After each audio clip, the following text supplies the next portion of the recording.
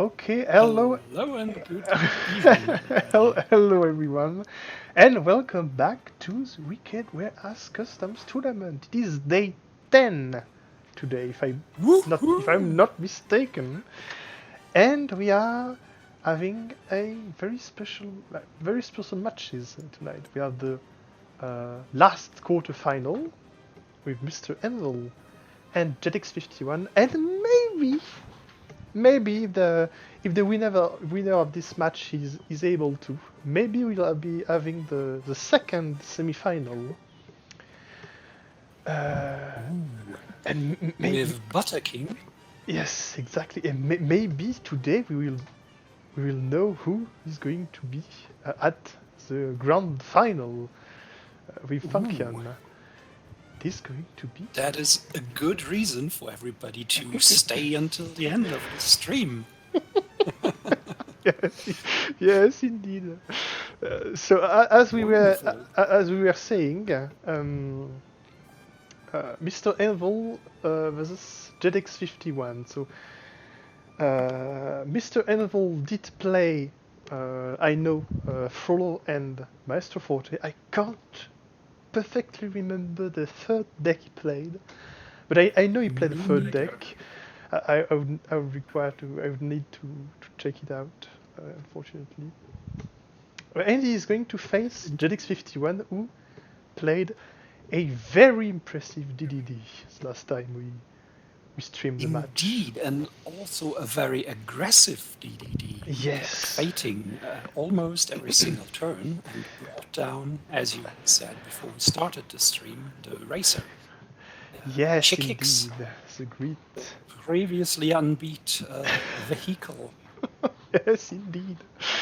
who Yes, indeed. crashed and who I wanted to This. say went out of steam, but we're not in a time anymore where that would be a car crash. No, no, Um, indeed, of course. But sadly, sadly. yeah, Yes, I almost feel like this match was the downfall of Chikix in the tournament. Because indeed. before that, he seemed unbeatable. But after that, In, I think we rarely saw Chikix after that. And when we saw him, he lost. I think, I'm pretty sure. I believe it also had to do with the fact that the player of Chick Hicks in that those last games was Zillusionist, who had played almost, I think, almost exclusively as Chick Hicks Yes, previously. indeed. Yes, indeed. Yes, indeed. Oh, and your assumption that Mr. Anvil might have been the person to take Clayton is at least likely if we are looking at his icons, Yes. which I think are Yes, indeed. the uh, Yes, they are the saber, the blades. blades of. A machete? Is that? I have no idea. I beg your pardon, dear viewers. I am from Germany and not familiar with the Uh, entire I'm pretty sure. English vocabulary. I'm pretty sure they are saber, right? I, I, I, I, this word, Blades, this word swords. has to exist. Yeah, yeah, saber. It exists. I'm Yeah, sure. yeah, yeah, yeah, Oh, yeah. no, it's a machete. Yes, machete. Machete. Machete. Yeah. Oh yeah. Well, Is that violence. how you pronounce it? The exact word exists in other languages too. But sorry, we're getting off track here. Okay. All right. Thank you for helping. Ah, machete is what Machete. baby does. Mach. Mesh. We are almost the Saber. exact. Yeah, we are also almost the exact same word in French, and we pronounce ch instead of sh. That was why I took the error. Oh, okay, all right. I think our player The are ready. question is, will we see Clayton again from Mr. Anvil? What will we see from Indeed, him? indeed, Right. indeed, indeed. I'll go ahead and say to our players that we are ready. We are ready. Drum roll. You can start whenever you want. All right. I should promote everyone beforehand.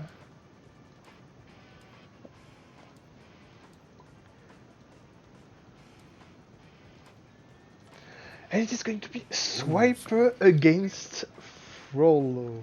Okay. Okay. Ooh. Very interesting. So, I knew Mr. Envel was a Frollo player, but I wasn't expecting Swiper from Jedx51. From Jedx. Jedx. Well, let's call him Ha! Jedx. This is I have no idea what to expect, to be honest.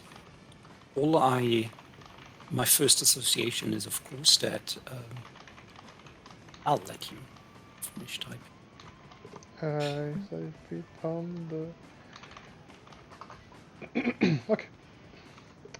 Frollo and Swiper.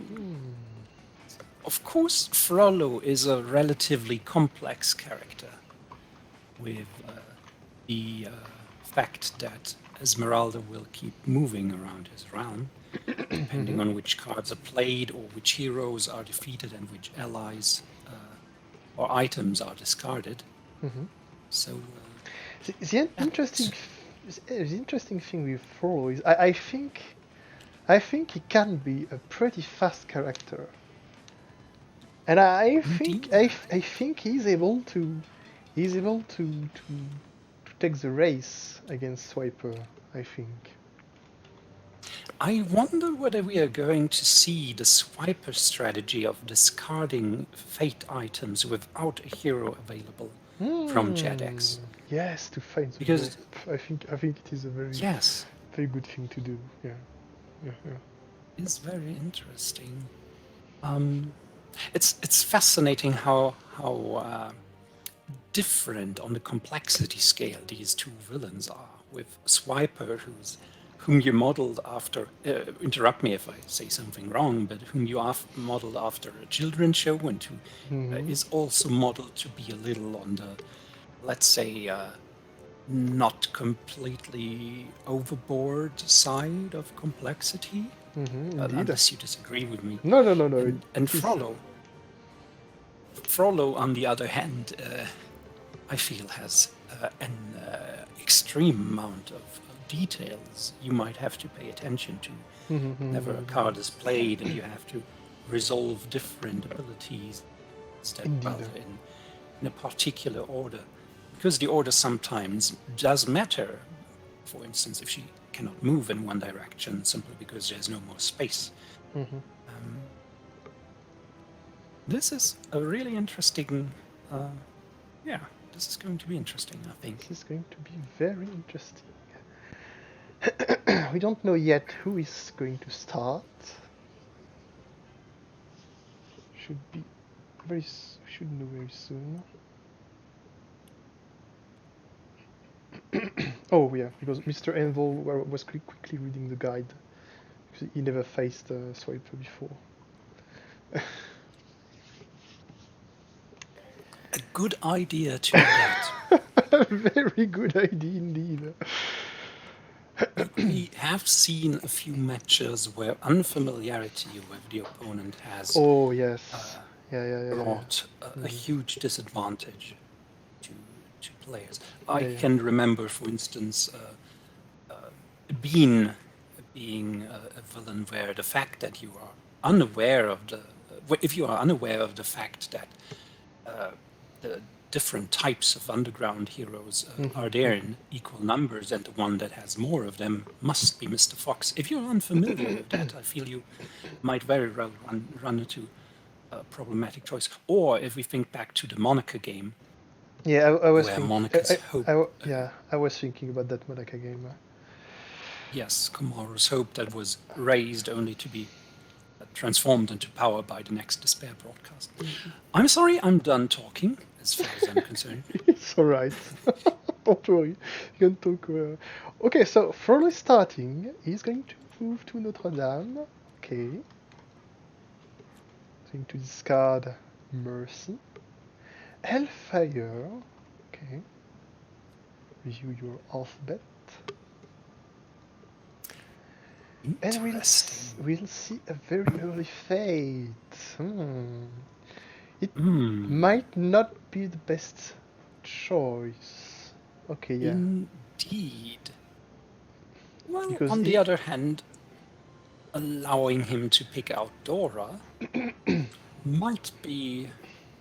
Do you think that might be worth it? Or do you think that is still possibly a mistake? I don't think it is that much worth it, because I mean she is going to be early, yes, but it is 2 cards saved because he already has 1 hero, so it's that sounds like Swiper or Stalking. On the other hand, retrospectively, if Swiper would have played the rope himself, he would have been able to pick out any hero and would most likely not have picked Dora. Yes, So, indeed.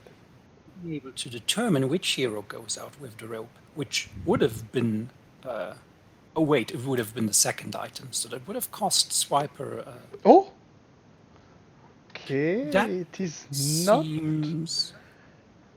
Okay, so it is Isa. When Isa is played during a fate action, the player is able to move Swiper to any location and is moved to the road. Okay, that's an interesting choice. It is. I suppose that was done to give Swiper less of an opportunity to gain power. I guess Swiper does not have a very expensive deck, but he doesn't have any ways to gain power outside of his action. So I see. So we are going to see a Fateful Swiper, interesting. and Gargoyle Hugo is going to be played.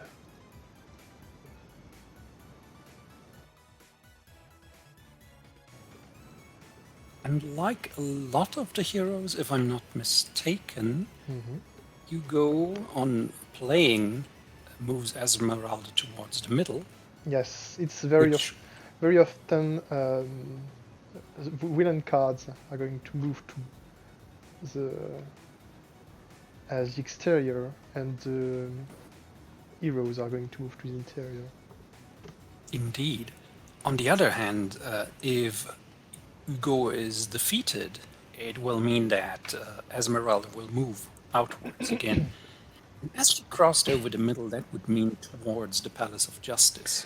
I'll say one thing about follow, is that maybe just something you are saying, sorry, but Esmeralda being on the, let's say, the left side of the board,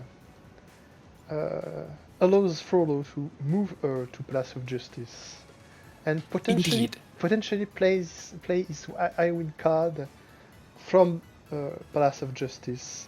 So, meaning he won't have to unlock Court of Miracles, which would be very good for him. That is true, and that might be a disadvantageous decision from Jedx's, aka Swiper's side. Although it's very old. Yes, and we also saw Frollo discarding Hellfire, and Hellfire is the I-Win card for Palace of Justice, if I'm not mistaken. That is true. Even though he could take it back with Witchcraft, but who knows. So Swiper is going to move to the road. He has an extra card in his hand thanks to his glove.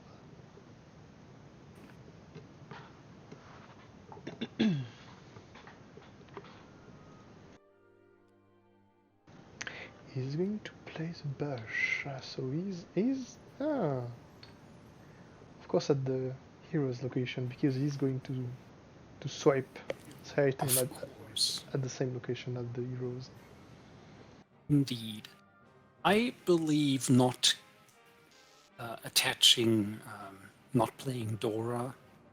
At the moment where the rope was revealed, I felt that it could offer a decent opportunity to at least bring out Dora very early. But playing Isa instead of her, to me, feels feels like the wrong choice. Of course, going from the fact that that Mr. Anvil doesn't know Swiper. It's understandable, or it doesn't seem to know Swiper. Ah, there we have Dora. Dora is out. But unfortunately the bush is already there. Although there are still 2 stars in the Swiper's fate deck. Indeed. And the star discard an item when played. That could... Although, of course, the first star is in the discard pile. Yes, indeed. Yes, indeed. It was revealed together with the rope. I am not sure.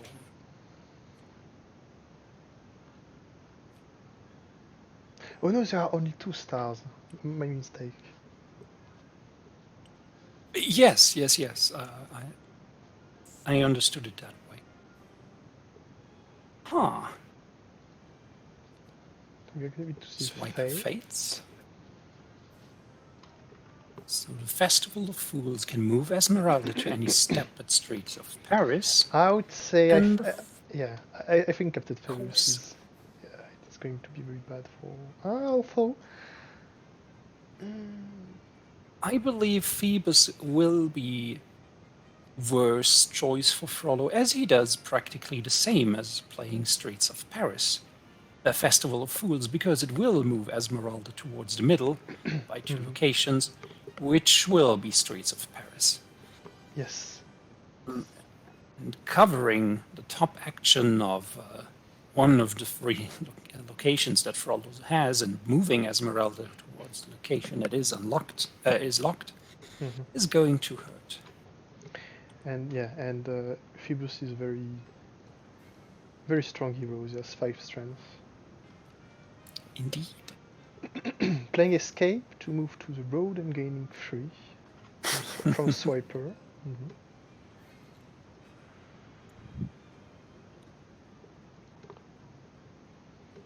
I'm going to see Frollo moving to the street of Paris.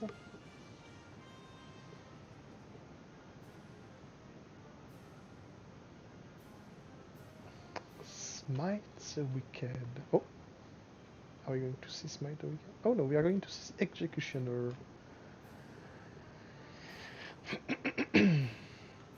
Played to Phoebus Execution.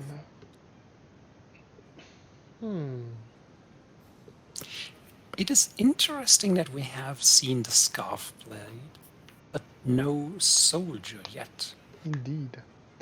And Smite the Wicked is going to defeat... Oh no, it is written without moving Esmeralda. Indeed. Yes. So Esmeralda is going to stay at Court of Miracles.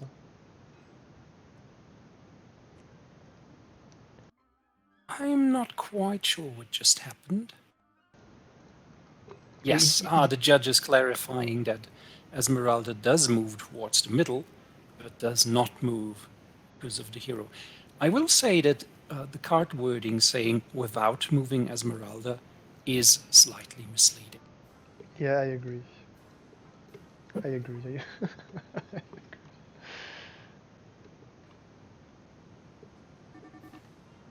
She moved twice, but does not move due to the gargoyle. Right. The time has run out, but I believe because of the fact that we're clarifying rules, that is of course not a problem. So, it is the fox's turn, if I am not mistaken. Yes, I think so.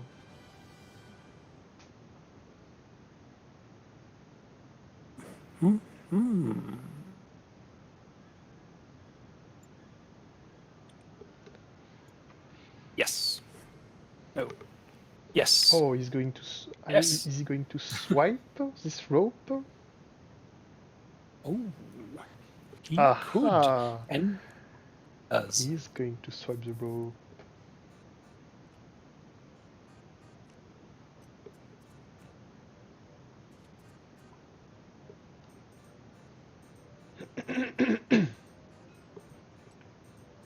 As we have a Swiper's theme playing in the background. Wonderful and very fitting. Indeed. Oh my.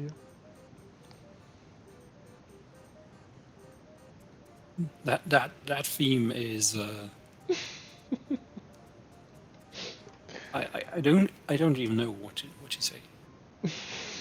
Me neither. Pure art. So a soldier is played Ah, to Phoebus' location. Interesting. Right now, um, it is a fate before villain. So right now, if he defeats Phoebus, Esmeralda would move, try to move 3 times to the exterior and one time to the interior. indeed. Oh. When Benny is Oh, played, you may move the swiped item to his location. That is allowed. yes, indeed. Hmm, that could be very bad if could be very bad if the next fate is able to move Dora to any location. The rope is no longer protected. Oh, it is again. Well, the swiper just has to move the rope as it's an item Yeah, under his maybe control. maybe Benny could have been played a little farther from the bush. Oh, indeed. I believe that would have been a good call. It would also have covered the move an Indeed, item action that swiper just used, indeed, indeed. and would have made the fate location less attractive. But I believe we are still seeing Frollo trying to make the power gain locations less attractive for Swiper, and I don't believe this will turn out to be the right choice in the end.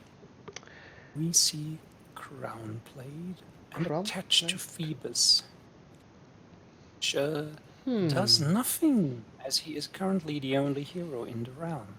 Indeed. Well, Interesting. although it is quite understandable that Swiper did not choose to play Bells of Notre Dame, which would have moved Esmeralda all the way over to Captain Phoebus. Indeed. Oh, okay, that's very good. Swiper is the one playing the star, the second star. So of course he's not going to That discard neither the rope or the bush. is not good for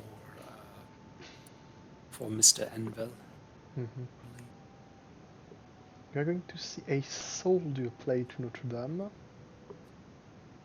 All right, they're slowly coming together. Yeah, Frollo is going to fill his realm with soldiers. They're going to be very good when the map necklace is out. Indeed, indeed.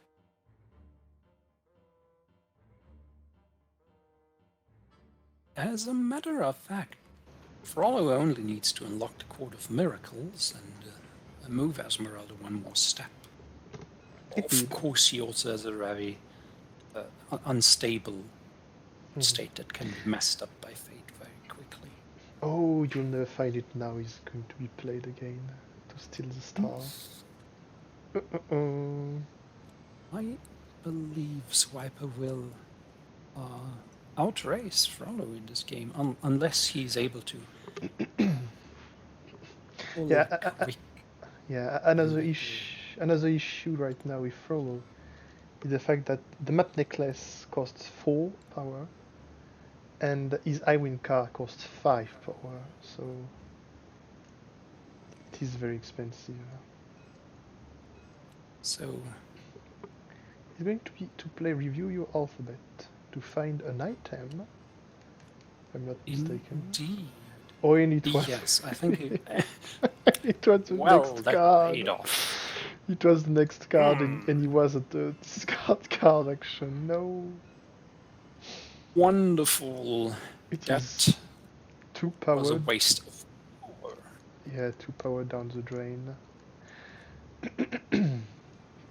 Oh, It is backpack. interesting. Hmm? Go ahead. Oh, no. I was going to see Let's. backpack could be used by Mr. Enzel to then choose the star from the discard pile, which could be, you know, yeah. I must say the bushes are a very good item for Swiper. Yes. It seems they are. It seems to be very hard to counter them. Matter of fact. Yeah, there are some ways to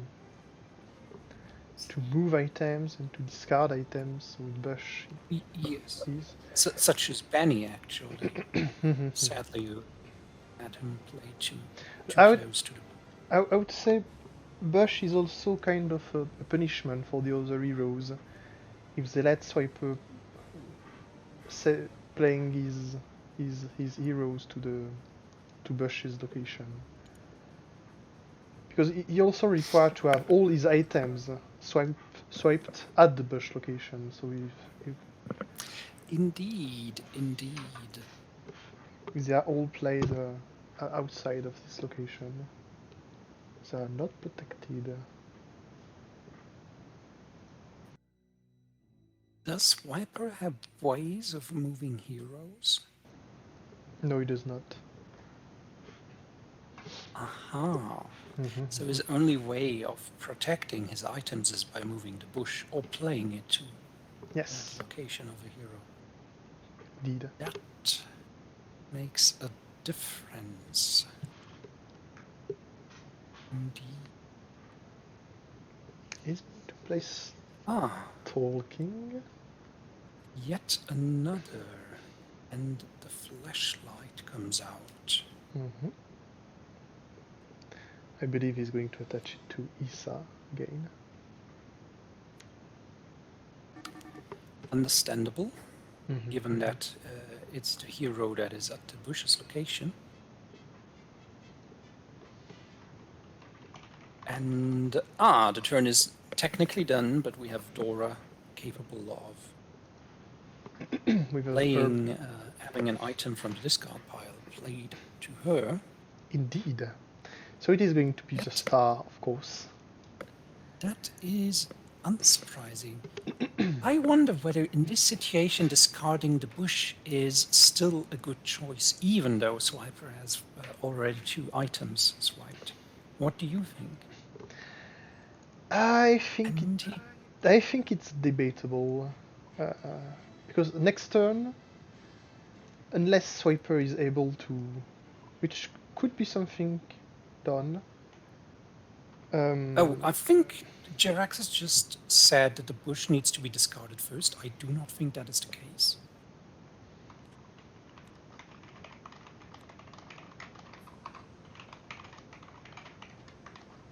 Ah,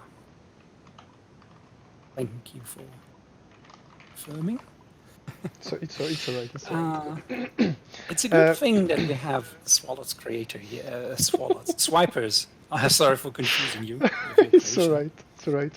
No, I was going to say it is an interesting choice. Oh, he's putting the. Oh, okay. I was going to say it would be weird to have the star at the Bush's location. So it is an interesting choice because I think both choices are good. But unless Swiper is going to reshuffle his fate deck, something he could be could do with stalking, or you'll never find that sounds like Swiper. Unless he does that, he could have discard the bush with the star, and then use backpack to play the map, and then have the move everywhere and take back the. Well, of course, if you have that. So much for that.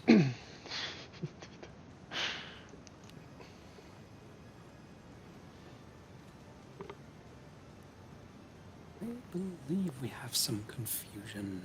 Yeah, indeed. I think Swiper just tried to make Jedx just tried to make his turn, but it was still Frollo's.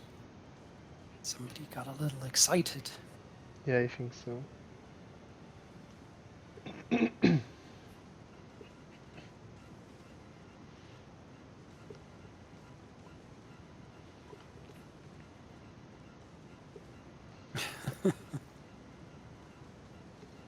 All right, Mr. Anvil just wrote in the TTS chat that it's hard to play without voice, and I can definitely understand that.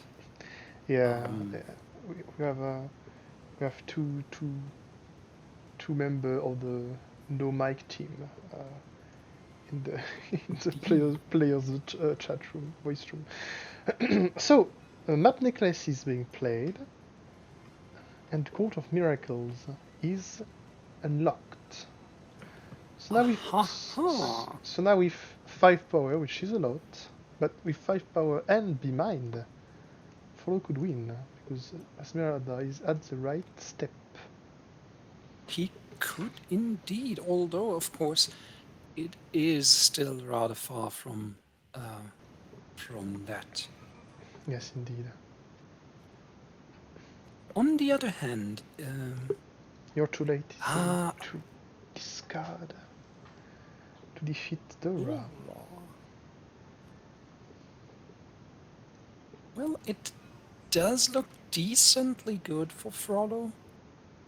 He could move to the Palace of Justice to defeat Captain Phoebus, and I wonder whether this is exactly what we are going to see.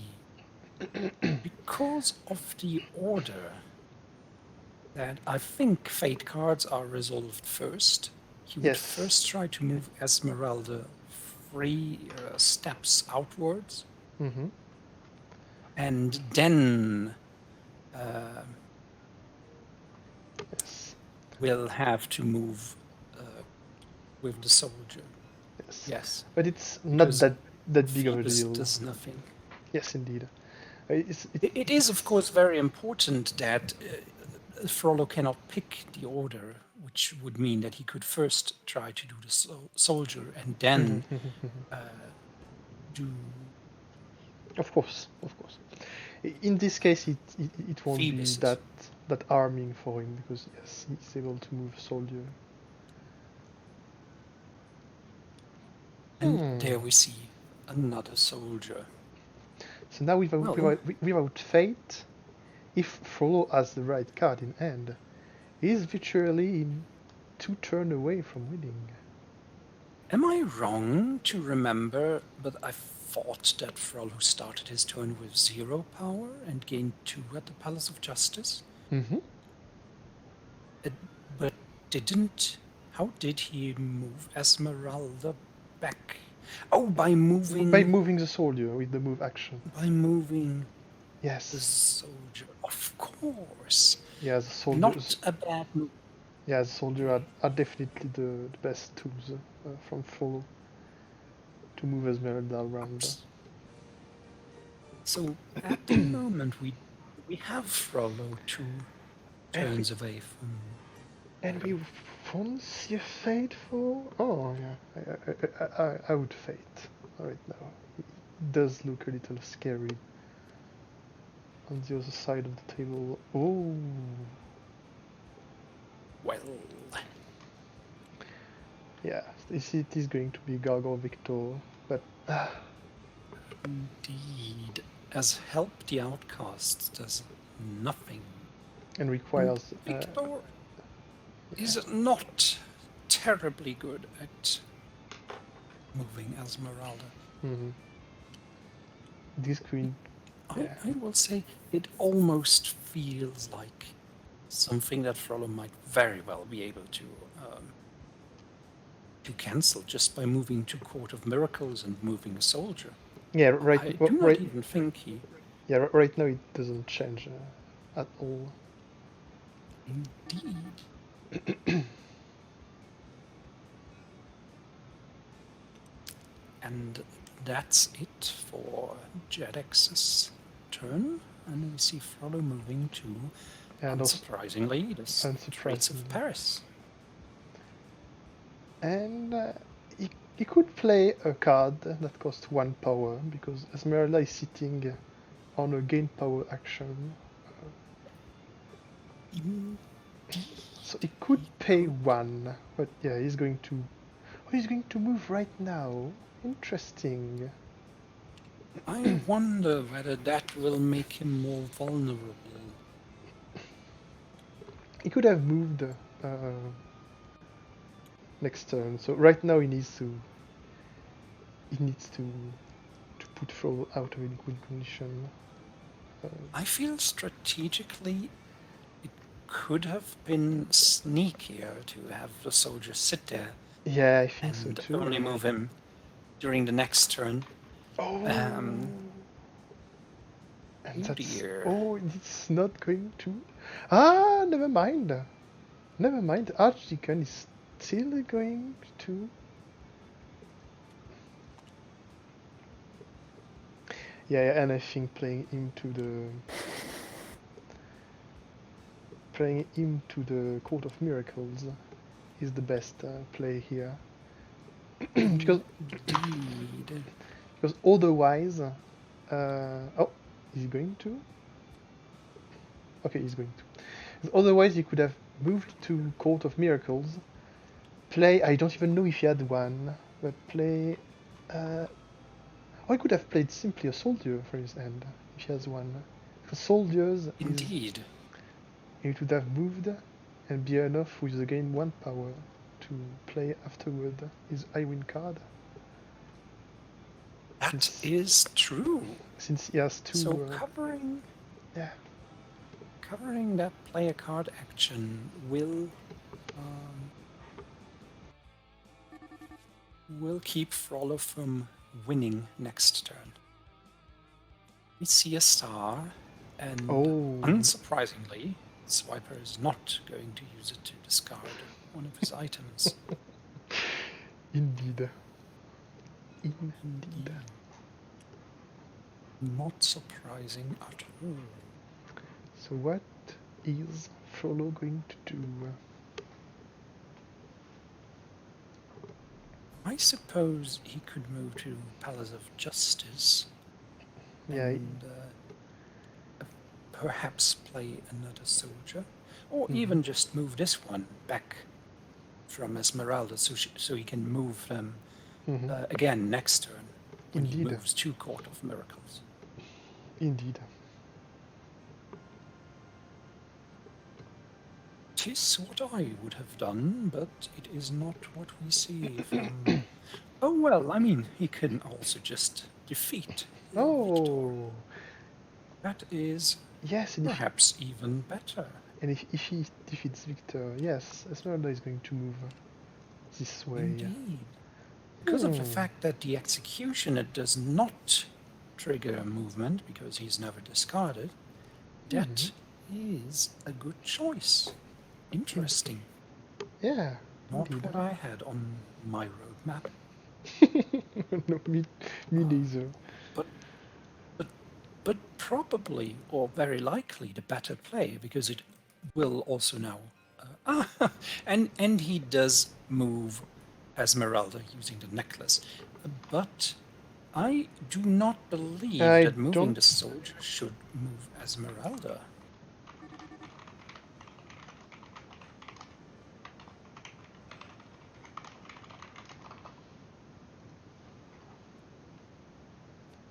Yeah. It's only if the soldier moves towards. It's not always one step in the same direction. It's only if the soldiers scare her away. Kind of like, it's how I picture the thing, at least. I think this is a very good setup for Frollo. Yes. Oh, Clopin. Of course, Clopin does change things a bit. Clopin is painful here for Frollo. Okay. Well, she's still going to move. Esmeralda Sorry. Will be moved towards the middle. To 3, so here.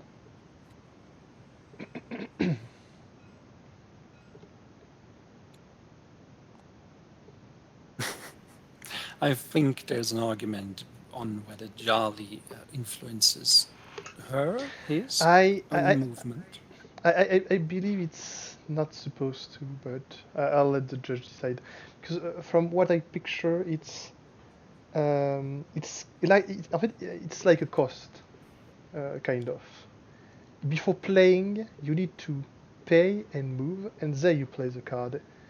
That's why you need to have Esmeralda at the rightmost or leftmost action before playing your effect.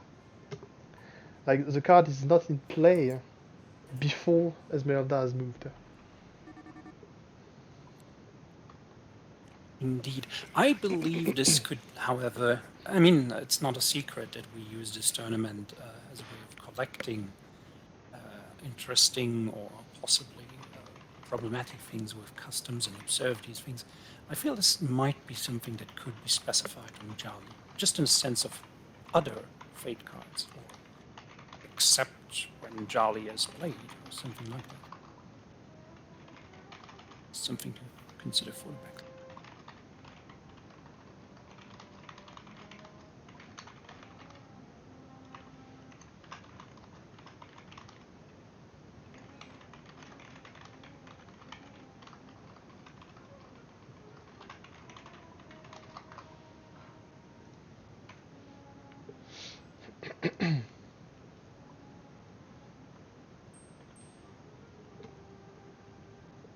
But yeah, follow is a rather confusing.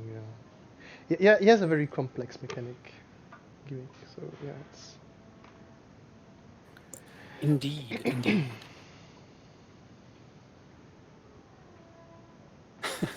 And there's some confusion about whose turn it is. Yeah, because all of that was around Jelly being played, so it was Swiper's fate action still. It was indeed. There's also the fact that a movement by 1 instead of 2. I would say Swiper setup is looking kind of scary because next turn he could move to the cave, gain 2, and play You'll Never Find It Now 2 times. And steal the 2 item from Issa. That sounds threatening. There is still a star in the fate deck, but there is, of course, the fate deck, and we have 1. You'll never find it now. Are we going to see a second one? Oh, yeah, we do see. Indeed. I thought so. Oh man. Swiper moves his hiding spot. Moving 3 swiped items. Yeah. So, how much fate card is if everything go? I don't know. He has 8 fate cards in his fate deck. If everything goes according to plan, I do not think Swiper needs to move to the cave again immediately. And as a matter of fact, even if he would, he could still move the hiding spot back next time. I do not know why exactly, but we seem to have a copy of Stalking lying around here at the corner. Oh yes. Okay, so it is going to be Swiper's victory. Okay. Fatal. Yeah. Unfortunately, Dora and We Did It are not going to prevent. Outfoxed. Outfoxed. It was a very close game. I'm surprised. Frol did put a very good fight, but Clopin was too much, unfortunately. Oh, no, it was not Clopin. It was Jolly. It was. It was Jolly, but both of these were really bad for Frollo. Yes. I think if he had been lucky one more turn with his fate. Well, that would have been tricky because there's only 3 more cards in the deck, so it's perhaps even asked a little much. I believe he might have wanted to discard the bushes. I mean, there was. Oh no, there was also Sanctuary, which would have been very bad for him. But there was Indeed. the third Gargoyle. And what was the last Fate card? Didn't see. Oh. Is Quasimodo a fate card? Oh yes! Oh, okay, yeah. So never was not mind. looking all that for Frollo. I believe that that fating Swiper so early and not picking out Dora when the opportunity was there was not a good move. Yeah, So I even think going with that first fate, I think it would have needed to be Dora. yeah, the first But the first Fate was very good for Swiper. The rope, yes, an item to swipe, and Issa, a very armless hero, to put a lot of item. It is what he did. Indeed, Swiper tries to play the rope himself, and that was basically a present. Of course, it's probably the kind of thing you will know after the first game with Swiper. So if we are going to see these same villains again, I wonder whether we will.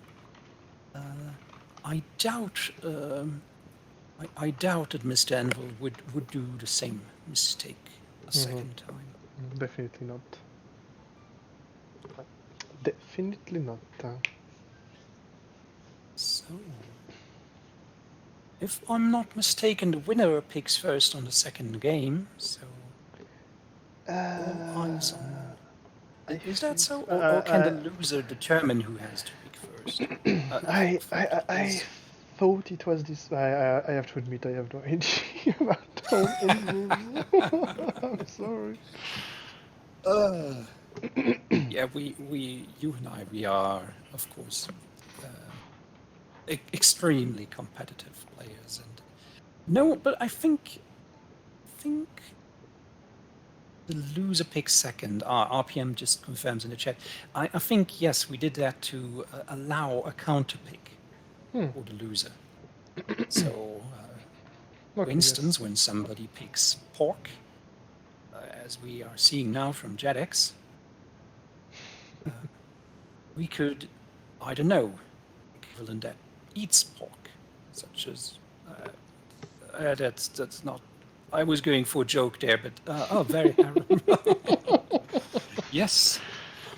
Who will take home the bacon this game, ladies and gentlemen? I do not know.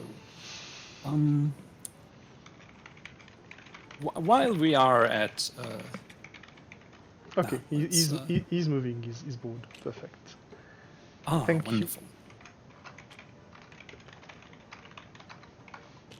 It is perfect. Okay. So who is Mr. Envil going to pick? I'm still wondering which of these villains is most likely to eat bacon. Perhaps Shere Khan, or that is a nonsensical question. Well, I just want. Oh, oh my! Oh my! Oh my! Oh RPM my! just suggested Bean. Okay, sorry. RPM just suggested Bean to be the bacon villain. I mean, yes, beans and bacon. Yes, I am excited to see. Miss Finster is in the ring. Oh my! Oh, Tom, Swallowed, can you delete comments from the stream, because apparently we've got a bot here annoying people. Can I do that? Want to become famous? Buy followers, primes, viewers on don't click some obscure. Yes, please don't click that. Don't click on that link. I'm going to delete that real quick. All right.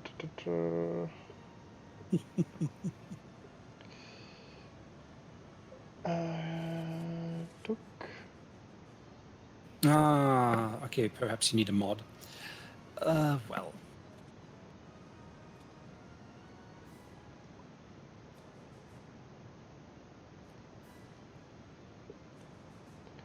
Right. Wait, guys, we can get famous. There. Ah, He's well, gone. we already have our stream, so famous enough for me. I'm not terribly ambitious there. Oh my. I can read out the names of everybody who wants to get famous. Spill the beans and bacon. Yeah. Uh, everybody's already getting very excited about that offer. Okay, you deleted it apparently. Yes, I did. It's alright. Fantastic. Sorry, guys. There goes your chance. Miss Finster. Wonderful. I must admit, when I designed her, I did not expect her to show up in competitive play at all. Perhaps because I myself am not all that great at playing Miss Finster. And I recall you being terribly unlucky with I had the worst luck with her. I don't think I played it that much, but I know in 2 games I had revealed all location, all heroes, and all items before Yes. being able to have my guess right. It is. As a matter of fact, I think in one of our showcase games for her, that actually did happen to me. Oh my! No, right. I actually guessed right at some point and revealed everything. You never guessed right a single time. So you just guessed wrong until everything was revealed. Yes, That is indeed. also good. Indeed. Not My Dan says, I have never been happier than hearing Swallowed saying fantastic. Okay. I'm not sure. Did you say fantastique? Or I don't did you even say, remember saying. I don't remember saying fantastic. It can happen to me, I guess. I don't think you did. But, Okay, Mr. Anvil's end was glitched out apparently, but if you join the end, it should be working now.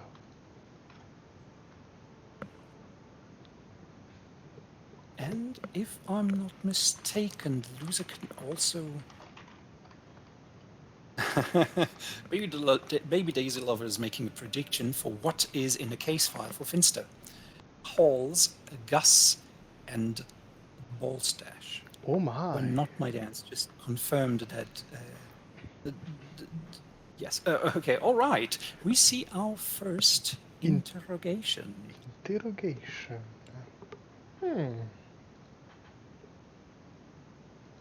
Let's see, Baby Daisy Lover, whether your guess is right. So it is not the holes. It is So- not the halls. So Sad trombone noises. sadly. Ah.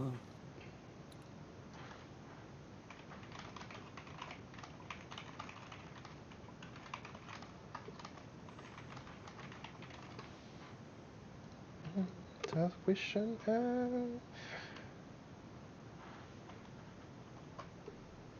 You only need to reveal one. I see. So we have some Oh. confusion there. Do you think it would be necessary to reset the case Uh, file in this case? I would maybe reset just the hero.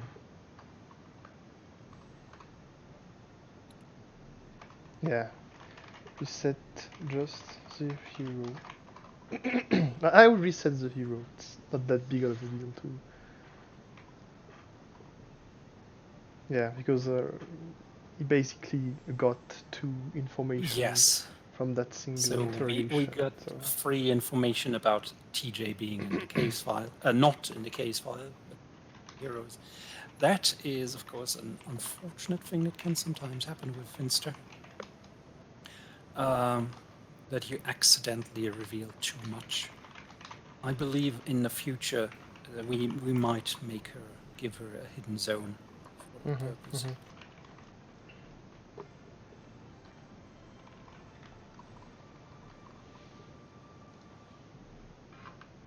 Next level mind game. that would be a very much next level mind game indeed. Okay, I think Jedx got the rules, so it should be fine. Oh, apparently it was Gus.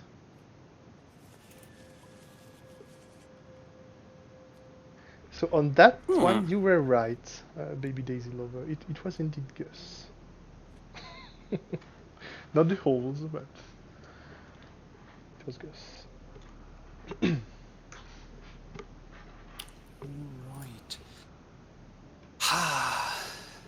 Hey, who knows? Yes, now it's probably not. There is a 1 in 6 chance that it might be Gus again. Maybe it is Gus again. Who knows? Mathematically speaking, the probability to get Miss Finster's case file right on the very first attempt is 1 in 120. Because there are 6 heroes times 5 items times 4 locations. And only one combination is right. So it is very technically possible to win very early in the game with her by playing Principal Prickly, moving there and, well, guessing Halls, Gus, and Ballstash when those are actually in the case file. So Bowser is going to play Octorok, because Bowser right now is sealed at the Sacred Realm. I need to have a total. I think it's Ganon, though. It's Ganon. What did I say? Not said Bowser. Ganon. I'm sorry, Ganon, of course. Ganon, Bowser, Yeah. Link, Mario, Pikachu, Samus. All the same. Anyway. All the same. No, I'm sorry. Oh my. Sorry, everybody. We'll focus on the game. I'm distracting everybody. Okay, Miss Finster moves to detention. Gains power. She will likely fate. Oh, that's quite a bit. It's another interrogation. Didn't she have more than 2 power? I feel she spent too much on that one. I didn't pay attention. I'm sorry. Oh, perhaps Mr. Anvil gained too much and... Yes, that's possible. TJ and detention. And we are going to this time TJ comes out. TJ shows up. Interesting. Intentionally. So it's not her who stole, not him who stole school property. And we see a fate against Ganon.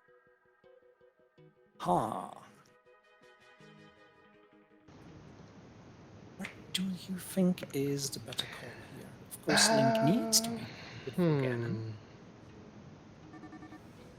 I can't remember the cost of Ganon's card to fetch Link from the Fate deck. But maybe playing a hero. that be hero. Oh. Shield. This is interesting. Well, the Hylian Shield would have to reveal the top 2 cards of the Fate deck, none of which, of course, is Link, because we've seen him and he's in the discard pile. But giving the Hylian Shield to Princess Zelda together with the Fairy, I don't think that was a terrible turn of fate. Yes, indeed. For Miss Finster. Yes, indeed. Yes, indeed.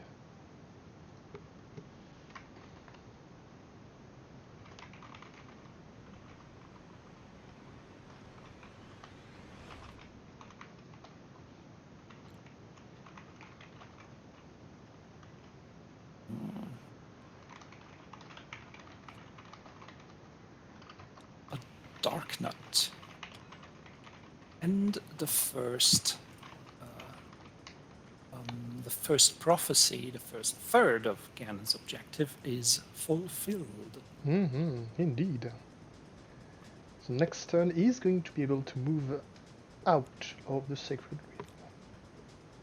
And maybe we'll see, and maybe we'll see a first fate from him.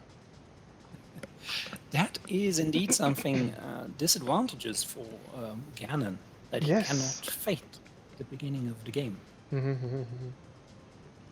And we know how. But I believe we know how strong sometimes can be the first few fate actions. Indeed. Oh, we see Aha being played by Miss Finster to bring out the first item from the evidence. Which is going to be a ball stash. It is the ball stash. Baby Daisy Lover, I'm sorry, you got the ball stash wrong too. The ball stash is very good for Miss Finster's power economy. But you know what? I will also attempt to guess what we have. Now that it's a little more safe, I'm going to go with the Lost and Found, Gretchen, and the Playground.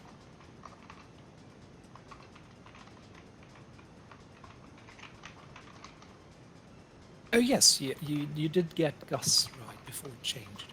That is true. Perhaps you still got it right. Ganon moves. And Ganon's fate. Yet, this Womps is very unfortunate for Miss Finster. No. She just recovered the ball stash, and it's gone again. She hasn't gained a single extra power from that one. That is very unfortunate. Those are 3 power down the drain for nothing. Well, for the additional information of knowing that the ball stash is not in the case file, but it is rather expensive. Yes, indeed. A little expensive for that one single information, maybe. We're going to see King of Evil to move Octorok and Darknut towards Death Mountain. Interesting.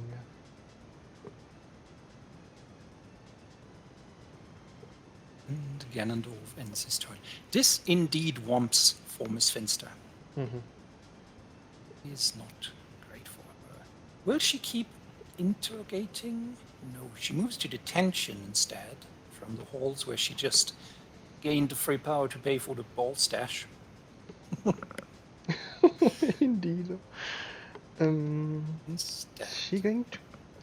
I don't think she can play anything if she goes to detention. She seems undecided. Well, there are cards like Miss Grokey and Teacher's Lounge that are rather cheap. And of course research. Okay. So after each card she reveals, she can choose to keep discarding more or taking the last card revealed. That is the second. That is Principal Prickly. Okay, he's discarding going to take him. Yes, he's going to take Prickly. So research, for those of you who care, when I originally designed Miss Finster, research was practically identical to Be Prepared. And I changed it specifically to be a little different. The custom variation teams, some members request. And I think it is a nice change that can benefit you sometimes. Yes, I agree. Oh, this is so painful. Oh, no. So the bomb is going to be played. Old Man would be discarded because he's not Link. But he is going to be played with a bomb to Death Mountain. When you look at Ganon's board, it's difficult to realize that he got fated only 2 times with that many fate cards out. Indeed. I now understand the thematic joke of giving the old man automatically an item because it's dangerous to go alone. So he takes an item with him. That is a nice touch there. Yes, these fates stacked unfortunately for Ganon. Yeah. It is very... Yeah.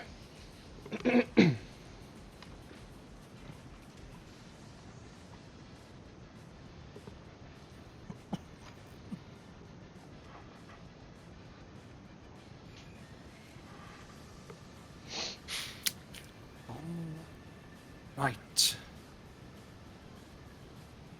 Yeah, Ganon's Fate deck has this very interesting trait where you can play items even though you have no hero to attach them to, and the items themselves will look for a hero to attach them to. Indeed. Indeed. So we're going to see a Wallmaster played through Hyrule, which is going to discard an item attached to Zelda. It cannot deattach or discard, sorry, Master Sword or Lion Shield. So it is going to get rid of the bomb.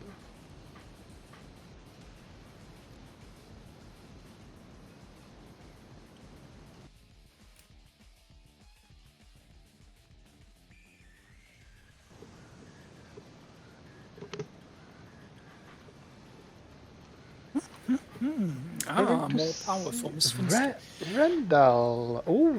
Randall. That might help considerably in speeding up her game. Indeed. Indeed, especially if she get the Finster with the next... aha! Yes. If Miss Finster's car should be the next one to come out, or if it is available at all, it might very well be in case file. Indeed, indeed. So Old Man is going to be defeated with Octorok.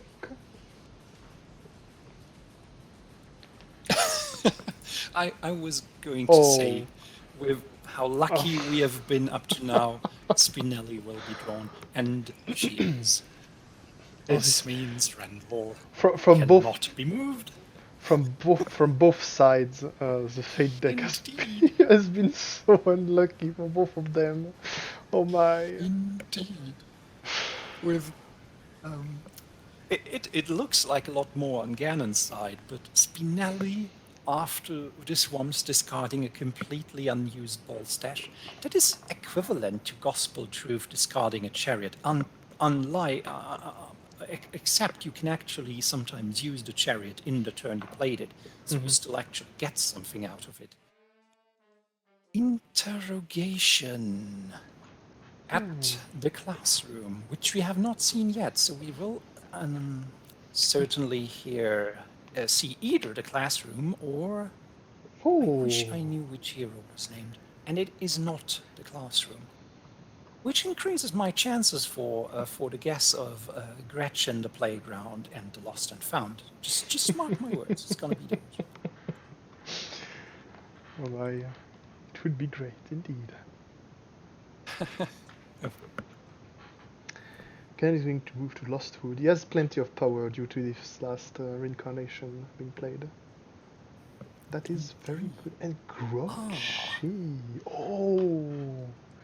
To move Spinelli away. Indeed. It's not going to throw allow her to move Randall. Yes, it's not terribly useful for this fate is well Oh my. Kindergartners are just plain annoying. Oh my. Which I think reflects the role in the show very well. But they are. Luckily, both of these are very weak. So if Miss Finster still had... So the luckiest possible outcome, I believe, would be Miss Finster drawing Lost and Found with her next aha, which would enable her to play Menlo and defeat Gus possibly revealing him from the case file. But still, the fact that she could 2 heroes added in one turn is very unfortunate for her.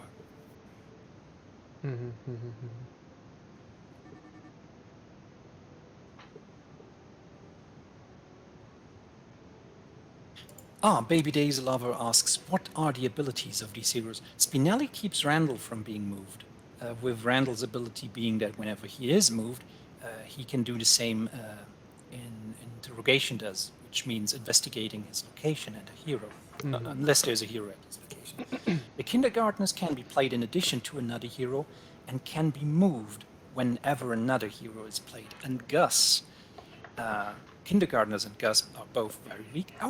Oh, Box increase a hero's strength yeah. by 2. Gus actually does the same thing Princess Jasmine does, which means Miss Finster draws 1 less card at the end of her turn, which of course is probably one of the most annoying abilities a hero can have, I believe. At least. Yeah, it is quite annoying indeed. I'm going to see a boomerang because this time Clash needs a Link in the realm to do something. So we're going to see a boomerang attached to Zelda.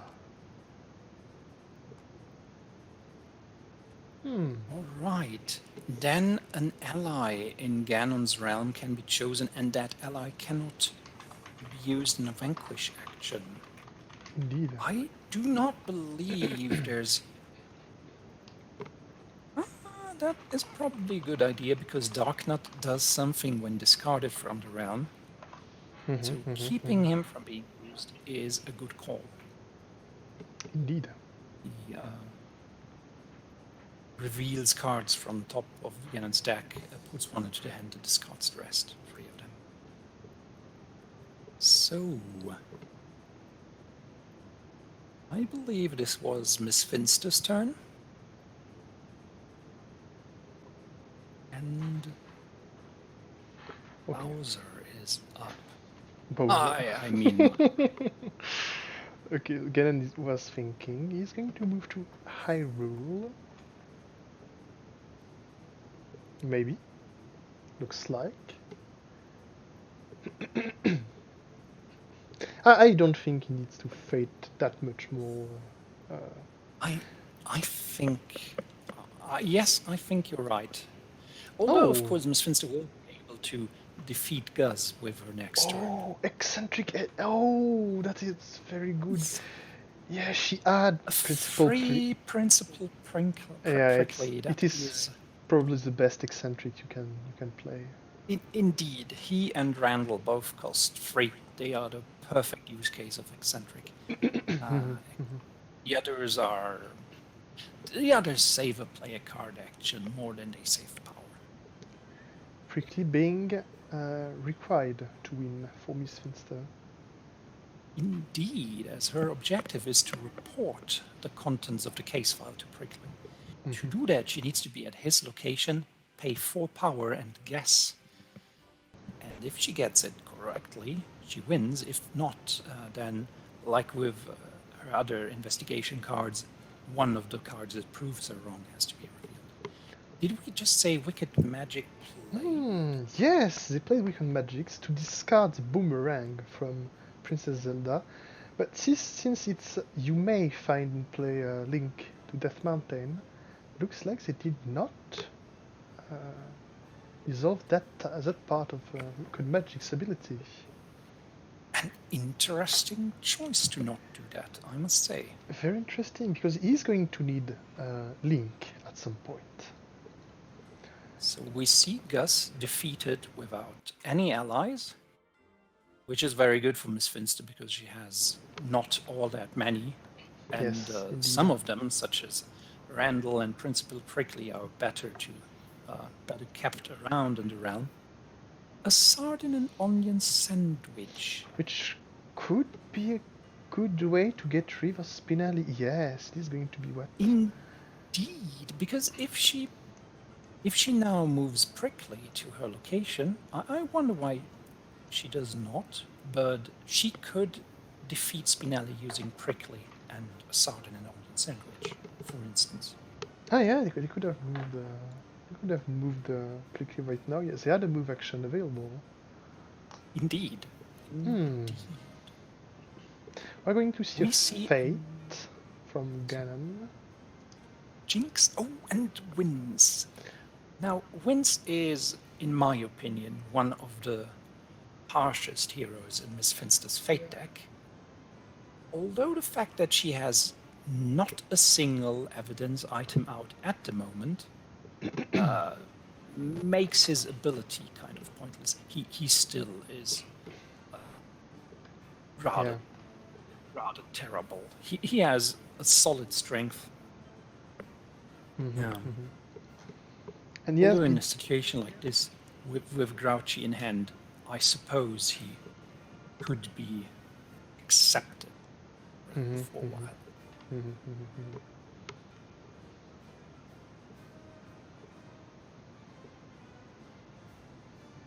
I personally find myself usually playing as many evidence items as I can because of their, let's be honest, pretty great abilities, and Wins, of course, hurts a lot in that sense. And Ganon is stacking allies at the princess's location. yeah, he has enough to defeat her, but he still needs 4 power because of Ilian Shield. Indeed. Indeed. So Miss Finster moves to... Oh! She plays Hank. Not a terrible choice. That will make 1 action at that location available, and it's gonna be the play card action 2 game. A nice 4 power. From Teacher's Lounge. Indeed. That is good. That is very good, yeah. Very, very good. Despite her lack of bull stash, she has quite a lot of power right now. Indeed. With Prickly being out, so that's very good. As a matter of fact, if she would have wanted, she could have tried to guess and win the game right now. Yes, indeed. I'm still saying it's the playground, Gretchen, and Lost and Found. How we do? Okay, after the stream, can we edit the voice track after the stream so it sounds like you said the correct thing at the end? No, I'm just kidding, of course. Oh my. See another fate from Ganon. And the princess is defeated. Oh my. Yes, I because got so caught up in my yeah, rant, he was able to. No, Ganon was able to play Reincarnation and gain a bunch of power, which was enough for the Ilian Shield. Oh my. Gretchen. And we see Gretchen played over Keep Digging, which I feel at this point could have been very bad for Miss Finster, given that she has only played 1 Aha, and the other 3 must be in her deck, or possibly her hand, but assuming they are in her deck, shuffling her discard in there would have made finding them so much harder. Still, a very good turn for Ganon. Yeah, he has Triforce of Wisdom, which kind of let him choose his next hand.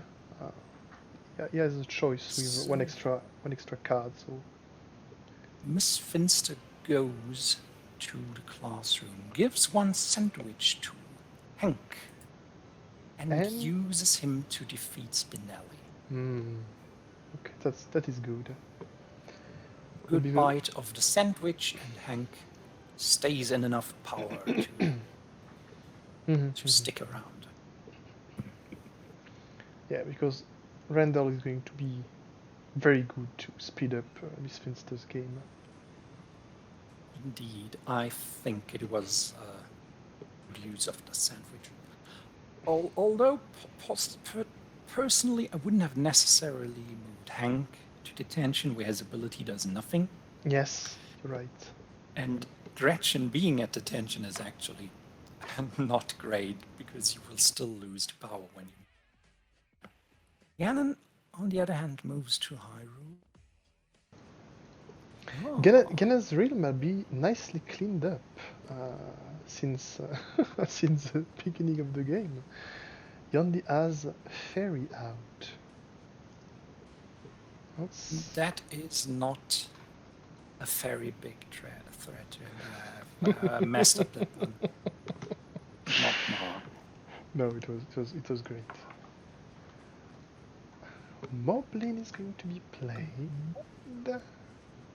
Okay. Yeah, I think Kennen wants to stack his ally at Death Mountain because his effect that allows him to find. Of course, he's going to take Dark Link. Yeah, his effect which lets him find Link, plays him at Death Mountain. Yes. We did see one copy of that effect before, but it was not used to bring up Link, interestingly. Indeed.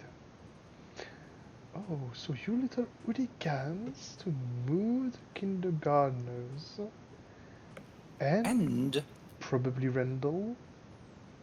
But that does nothing if he is moved to a location with a hero. Is it such a good idea to move Randall? They could have moved. They could have considered.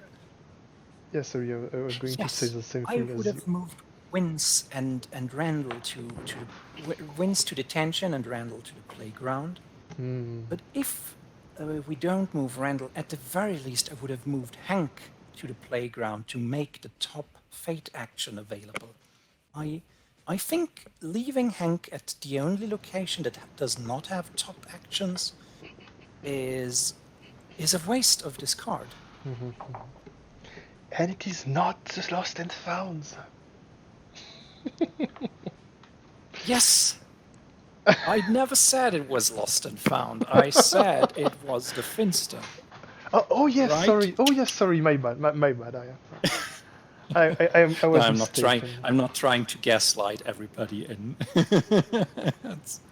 I was wrong. I was wrong.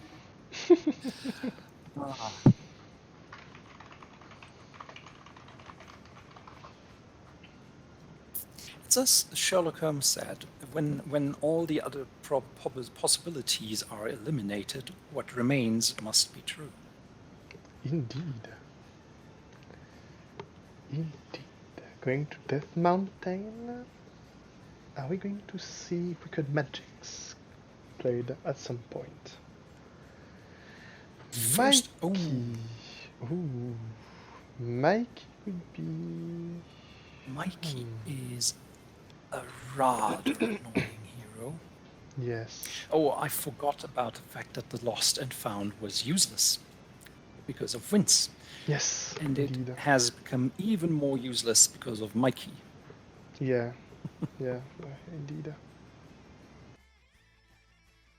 On the bright side, Randall can still investigate, or could, if Wince wouldn't be sitting where he is. And the kindergartners, whom we just moved away from the halls with great effort, far too great effort in my opinion, are breaking free. They are uncontrollable little monsters. Oh yeah, now that you said that, You Little Hooligan was played only to move the kindergartners. Indeed. I see. They are one of the few heroes that don't have a lasting, lingering effect that hurts Miss Finster regardless of where they are in the realm. But the fact that they are so easy to move out of detention is very unfortunate at this point. Yeah. I really think You Little Hooligan should be have been used to move Wince to detention, and I do not understand why Hank is used to defeat Gretchen either, especially as that is not allowed. Mikey must be first. Oh yes, so you're right. Yeah, you Mikey is a can't defeat. I am very sorry about that, but this is not going to work. It's also a waste of good old Hank. I'm curious to see how Miss Finster is going is going to manage this many heroes? I think she kind of let her rim being clogged up too much. Maybe she should have at least Fate another time to cover this top fate from Ganon. Indeed, I believe that both Hank and your little hooligan are decent ways of unclogging her realm, but Yes. your little hooligan could have been used to move Winds to detention and perhaps Randall to the playground, but she could also have moved Hank somewhere else, and now she uses the principal. Well, on the bright side, if she gets rid of Winds, she will be able to reclaim the lost and found, and play the principal again for a whopping 4 power, however. I believe that use of your little hooligan was a waste of 2 power. Hank sitting at detention is also a waste of Hank. I think we are going to see. Oh, TJ, yeah, TJ is going to. This is just plain cruel. TJ is going to be harsh. But I think we're going for. No, we are not going for the swamps. I think we're going for TJ, yeah. The kindergartners remain where they are, running in the halls, which is strictly forbidden, of course. Things are not looking good at all for Miss Finster. Yeah. Lord Dan of Jizz wrote in the chat, thinking about it now, there's a surprising lack of Nickelodeon villains in the customs. There's very few indeed. Indeed. There is a Plankton from Frizzy Pops, who was around for a lot of time. But you're right, there are not that many other. I must say, I personally, I think I told you this already, I felt Invader Zim could have been an interesting one. Though yes, I will admit I had a hard time making up an objective for him. It would probably involve impressing the tallest, the rulers of. That's kind of silly, but I really don't know. So now but we have Plankton too. Yeah, so now we are seeing a nice setup of a lot of allies at Death Mountain. I think if Miss Finster keeps on not fating Ganon, we are simply going to see a Wicked Magix into a death for Link very soon. Well, yes. Another that will just reveal a new item that does nothing. Sadly, Vince is still in the realm. So the whistle that could be good to move heroes around and cover actions. But sadly, Miss Vincent will still have to first defeat Wince, and because she can only use the whistle before or instead of the vanquish action, that will mean she can't use it immediately. Indeed. Which would have been nice, being able to defeat Vince and then move TJ. Trident of Evil is very scary. Oh dear. To make all allies in your realm get +1 strength until the end of your turn. Yes. So this is a strength pinata, so to say. It's something that Ganon can discard for a massive boost of strength for all his allies. I fear as soon as we see Wicked Magix, this is very likely to be the end of the game. At least Miss Finster will see it coming, because Ganon now, because of Triforce of Wisdom, is revealing what cards he's going to draw. But she will still not fate. Interesting. Going well. I feel at this opportunity, at the very least, she should move Hank to the kindergartner's location. to make the halls a location where she can play 2 cards. So Miss Lemon is going to... Oh, never mind. Or not. Ah, she moves Miss Lemon to And then defeat TJ. yeah. Now, she still doesn't have much available, because she can't use the items, but she has free power, which she uses well. At the very least, this means that Miss Finster now knows all her items. Yes, and It's- it is the it's Finster. speedy. You were right since the very beginning. It is. Since the very beginning.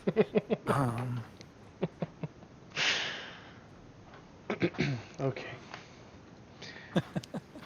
But the king writes in the chat that he's written, had some ideas for Crocker from Fairy Godparents? Fairy Godparents? Yeah, Fairy don't know the God. English Yeah, name of the shop. I think it is Fairy Godparents. Or something like this. Or is it Odd Parents? ODD. I think it is Godparents. Fairy. Oh, it is Odd Parents. Yeah, it is Odd Parents. You're right. And we see from Ganon Wicked Magics. Yeah, and it is game. Yeah. I believe this is the end for Miss Finster. Alright. GG. So GG. this was brutal. Yeah, Ganon did very well, but he did get fated on. It is very interesting actually as a game. Miss Finster did very well at first. Like her first few fates were very brutal for Ganon. But after that, she let herself be let her realm be clogged up by heroes, and she never fated once since, I believe. Yes, I believe that Miss Finster should have, how do you say, bit the bullet there and moved to Gretchen's location, losing those 2 power, which would have just been 1 power in the end, for the sake of fating Ganon. And Hank sitting at detention where there's no top. Oh, it was Gretchen. Well, it wasn't the playgrounds either. Welp. 1 right. The rest was wrong. Didn't help much. But I think having Hank sit at detention for the last 4 turns or so was very unfortunate. Still well played, guys. Indeed. Maybe Daisy Lover writes, if I was Finster, I would have tried to just YOLO guess with Principal to try and win. Which, of course, was only possible now that TJ was gone and the Principal did get discarded. Yeah.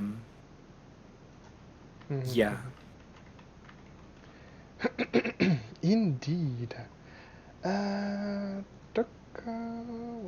is this one? It's going to be moved here. So. Aha. The next one. I don't know if he will be able to. Okay. So we are going to have the game. We are going to have the game. But versus Butterking, right? Versus Butterking. Yes, there we go. Sorry. His Royal Highness will be featured in the next game. So we are going to see Jedx51 versus Butterking in 30 minutes, because Jedx51 is going to take a 30-minute break before the game. Yes. Does this mean we also should take a break? I mean, we can chat a little bit, but... Yeah, sorry. I think we can chat a bit about the game, and we will take a break for... yeah. But yeah, that was a very interesting game. I really feel like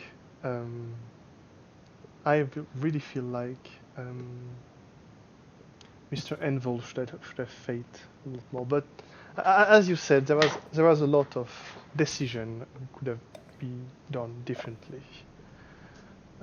Yes, indeed. My Little Hooligans and yes, indeed. Using Prickly also. I think Baby Daisy Lover said that, but I think they were actually right. I think in this type of situation where you're clogged up with heroes, but you still manage to get a good amount of power, because she ended her turn with 5. Yeah, 5, and she did play the two times for basically nothing, because Vince was That still. is also true. She could have tried to brute force her way to She could victory. she could have at least tried to force a guess, and who knows, maybe it would have been Yes, of course, the good with guess. increasing probabilities, of course. Mm-hmm. So we have a little conversation, or we do have a conversation in the chat about, which I find very interesting, because I actually thought about some of these. The problems of villains featured in shows versus villains featured in movies, and yeah. how tricky it sometimes can be to have a show villain represented. So, as a matter of fact, we just saw one show villain with Miss Finster. Going from the fact that I developed her, I basically made her objective based on 1 or 2 episodes where she plays up the investigator's role.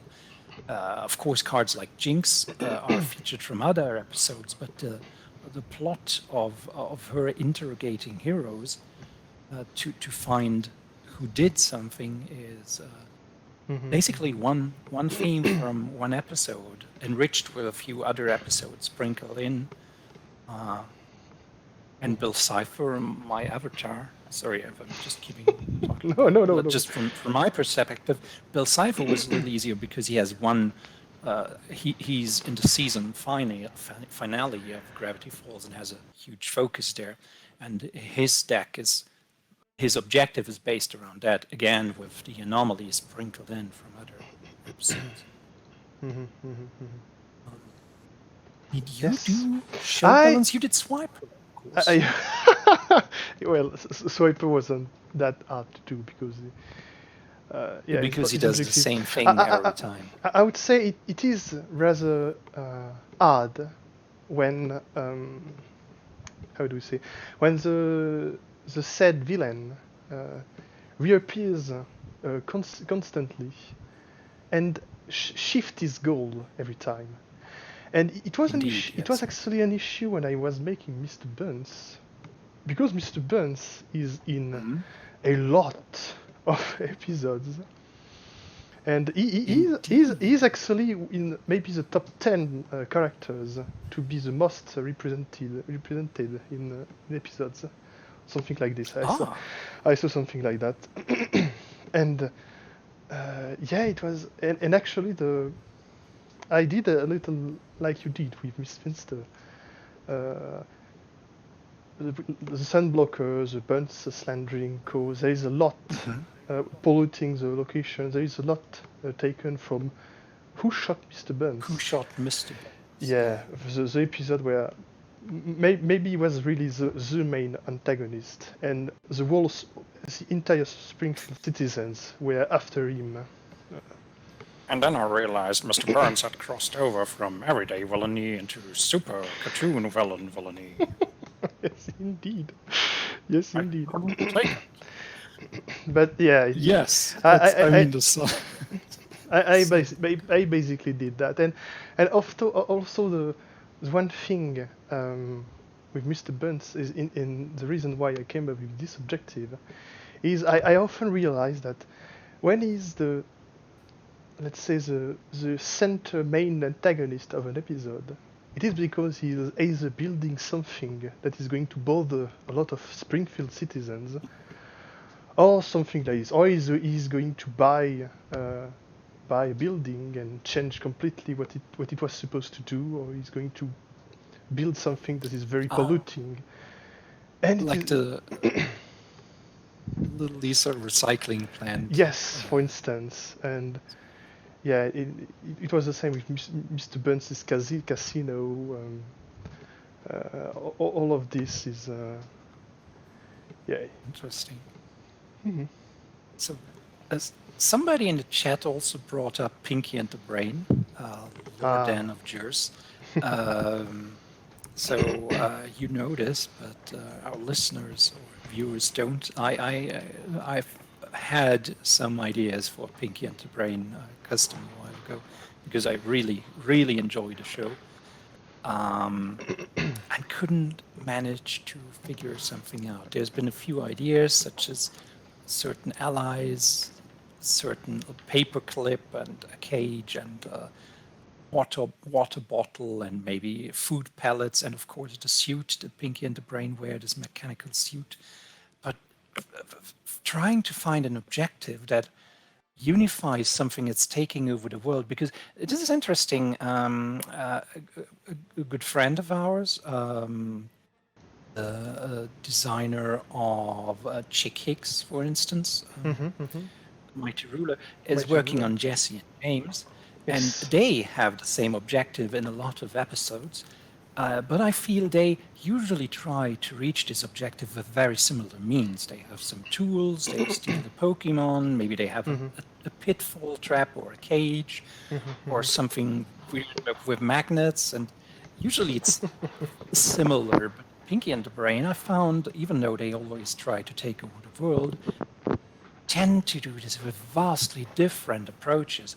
One time they will try to run for president. One time they'll try to hypnotize everybody with pancakes, which are filled with some jelly made from crabs that live at the bottom of the sea in the Titanic. So they have to bring up the Titanic. Obviously, running for president and lifting up the Titanic from the bottom of the sea are very different things, no matter what some may think. I'm sorry, I'm just rambling. I found it very challenging. Yeah. And Swiper again is a character who does very who not only has a very similar goal, but yeah, I think it is exactly like Jesse and James. It's simply always the very same joke.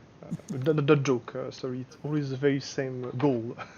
Also the same joke, maybe. yes, I don't even think it is a joke, but yeah. I find that Pinky and the Brain, Dora the Explorer, in the sense of Swiper, perhaps, but also Jesse and James, and as a matter of fact, Candace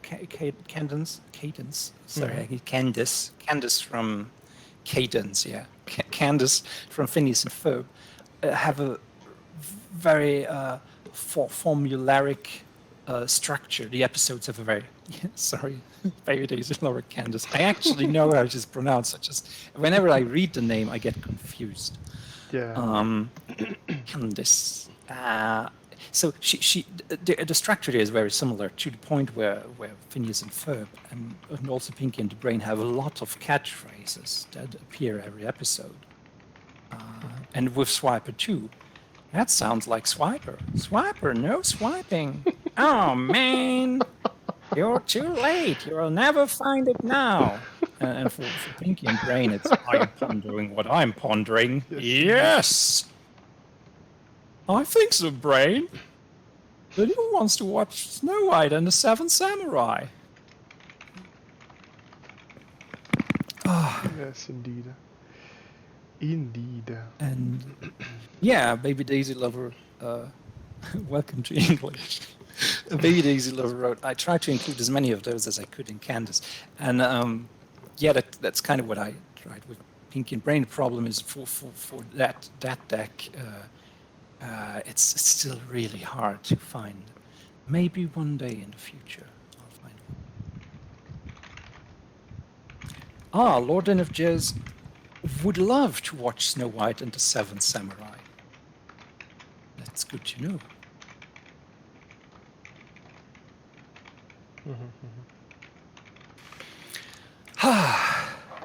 Right. So, Sorry, I keep no, rambling. no, no. Of course, don't worry, don't worry. So yeah, it has been very interesting games, and we will see in a few minutes the second semi-final. The first semi-final was Lark against Falcon, won by Falcon, who is now sitting and waiting for his opponent on the final table. And we are going to see Butterking against Jedx51, who just won as Ganon and Swiper against Mr. Envol. So this is going to be a very interesting match. A lot of us, I think. Sorry, yeah. No, you can. I think a lot of us speculated on the finale being a Lark versus Butterking. I feel at this point all bets are off, because who knows who will emerge victoriously from this one. Yes, I indeed. do not know. Yeah. We were also kind of expecting Lark because he's a very good player. Yada yada yada.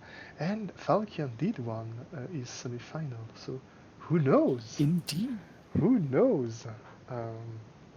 But it is going to be an interesting match. I know JLX51 has very good strategies, and yeah, it is definitely a strong contender.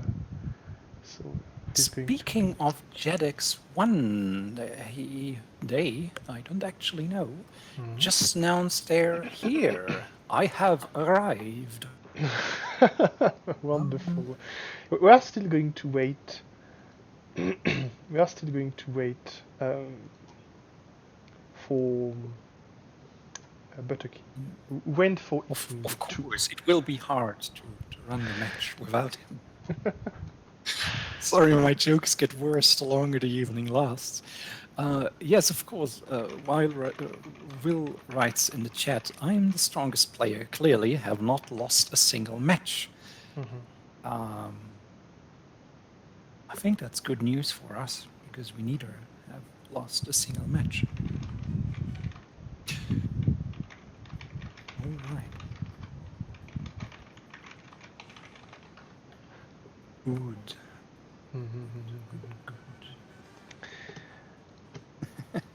Jedx wrote, thanks for the compliment, viewers.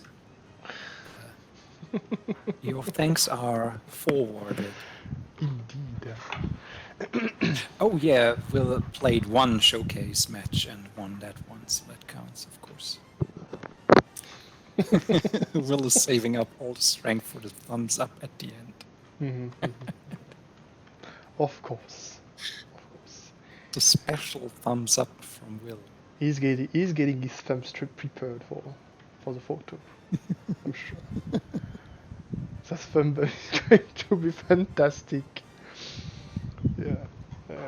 The players in final are going to regret for winning their matches. I'm sure.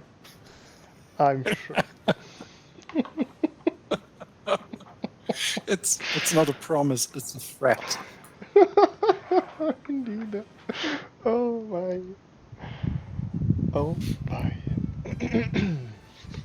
Wonderful.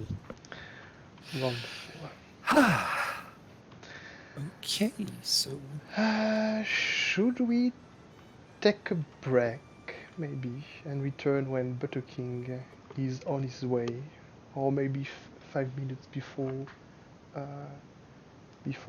yes, 5 I think p.m. we could.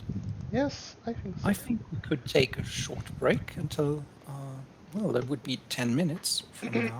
Okay, of course. Stay tuned, because the semi-final is coming up very soon. It is going to be a very interesting match. I am really excited, and I think so should everybody else. Alright, so we are going to have a quick break and stay tuned for the semi-final. See you very soon, guys.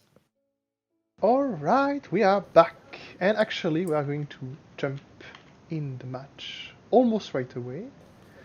Let me simply clean the scoreboard and add the right names. So,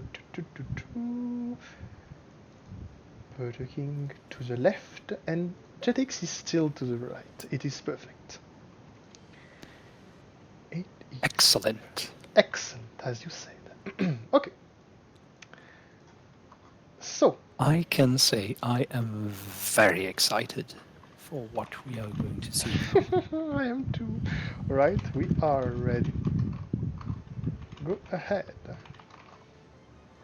Not sure I'm even going to survive the finale if it goes. Oh, so it is a DDD against a random, which is going to be Lotso. Lotso. One of the very few customs we have not seen either in a showcase or in the tournament match. So it is Indeed. very interesting.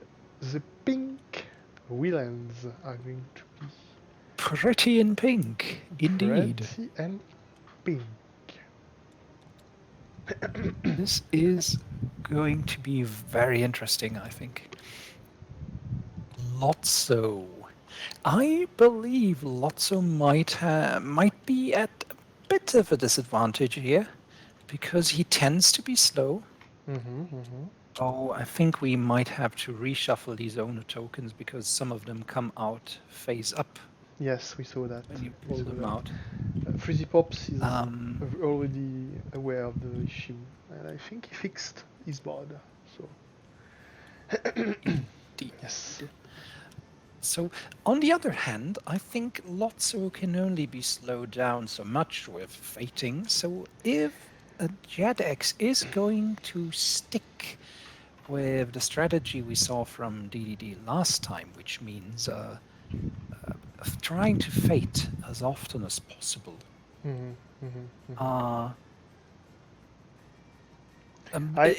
might not necessarily work.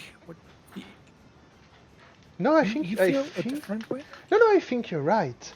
I think Lotso is this type of villains with only you can only slow them down. You can't stop them forever. And Yes, and I believe if Jedx is going to stick with the constant fating strategy, which I believe slows DDD down a bit compared to trying to eat the cake as soon as he can, we might actually see this turning out in favor of Lotso. This is, of course, my utterly unqualified opinion on the matter. Could we maybe move the boards a little closer together? I just asked the players. I saw maybe there is another. Yeah. Okay. Okay.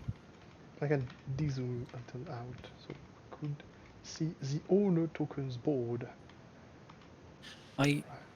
Yes, I suppose sometimes we might want to zoom in a bit. For those of you uninitiated, I mean, whichever. It's just because of the owner board, of course, also taking up some space. It might be hard to zoom in to a comfortable degree that is useful for everything.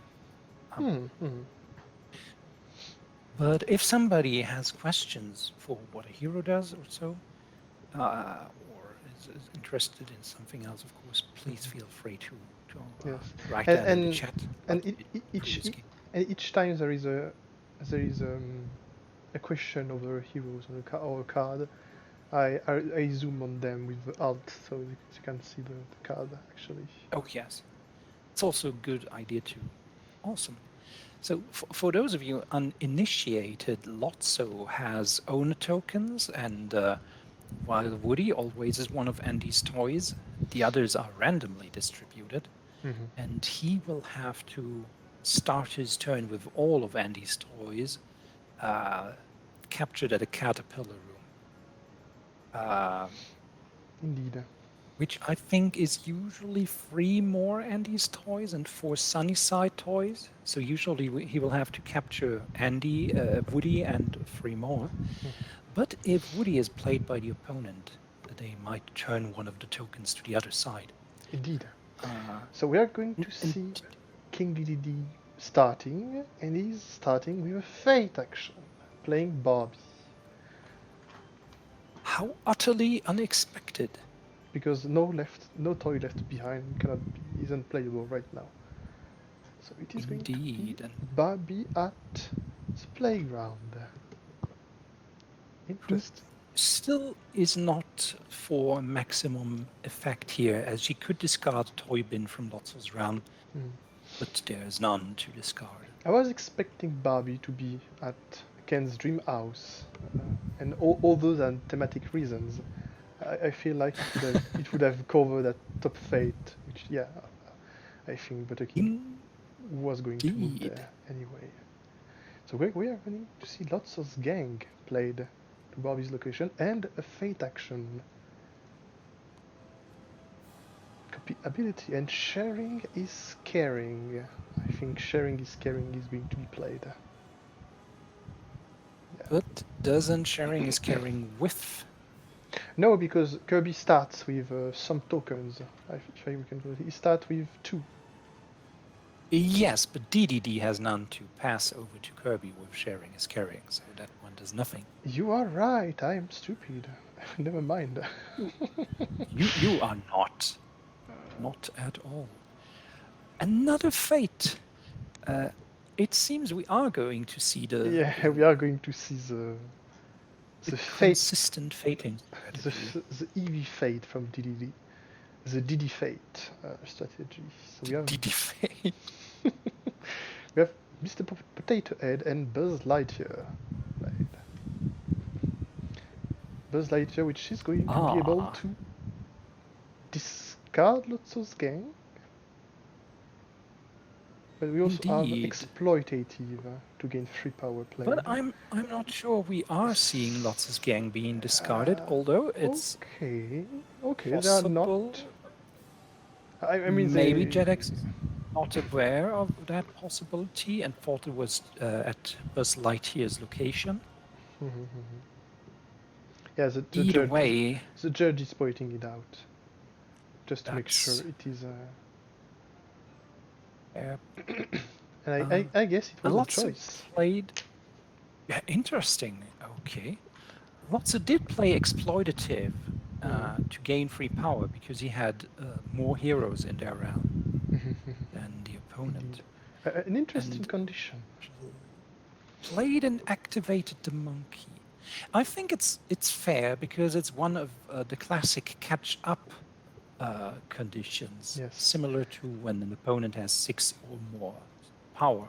And actually, thanks to this condition, again, free power would seem like not that big of a deal, but he is able to move to the caterpillar room, plays monkey with 3 cost, which is quite expensive, and go to this second fate location.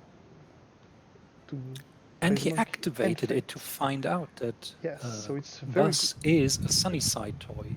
So it's a very good turn for him. It is. We are going to see another fate from TDD.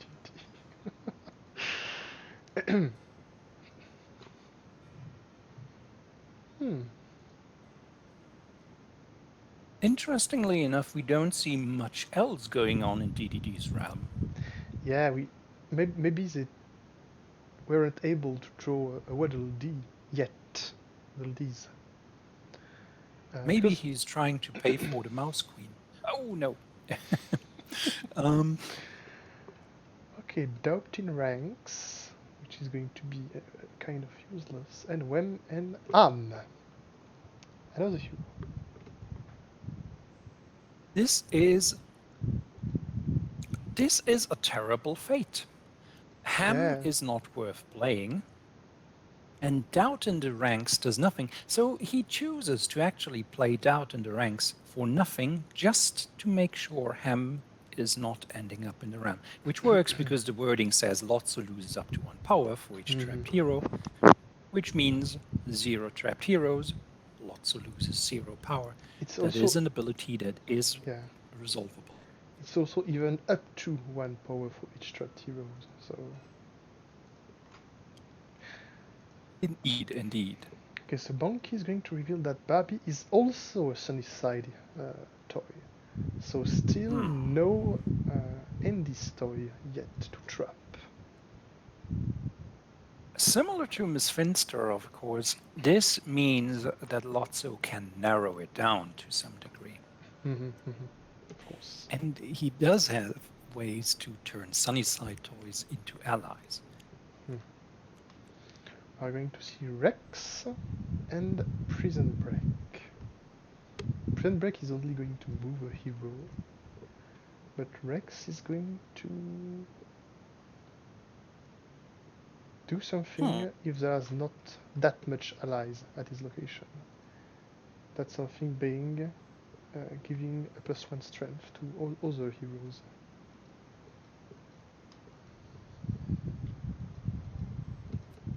So we will see. I wonder whether Jedx is aware of the fact that opponents are allowed to look at the owner tokens at any time. So for the possible concern of whether Rex is an Andy's toy and whether that might help Lotso, this knowledge might, of course, have been interesting.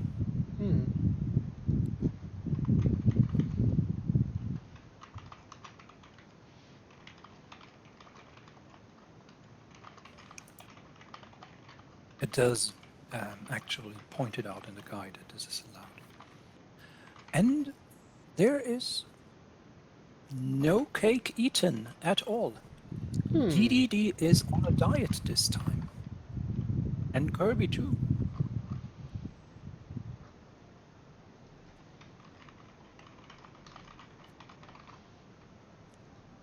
You're going to see.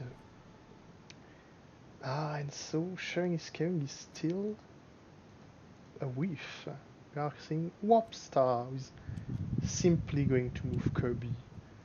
And yeah, I think Butterking wants to stop the fate a little, so he's going to move Kirby to the Allbird. So we are probably going to see the first Gex to move Kirby away. Indeed, that might very well be what makes DDD change his plans. No, he is going to... Oh my! So it is the first turn with no fate from DDD. Which is interesting. Oh, okay, we are seeing... In a long time. We are going to see the first Kek, the first manipulative Kek who is going to lure Kirby away from the Arbed. And it is not played to Fountain of Dreams either. No, it is, because it goes to Waddle Dee's location. Yeah, and I think he doesn't want to play allies to DDD's arena. Oh, monstrous. Okay. Oh, twice. And Pizza Planet Aliens. Is he going to play? You may play an effect from Lotso's Fate discard pile, and he's going to play Prison Break. Oh, yeah, that's very good.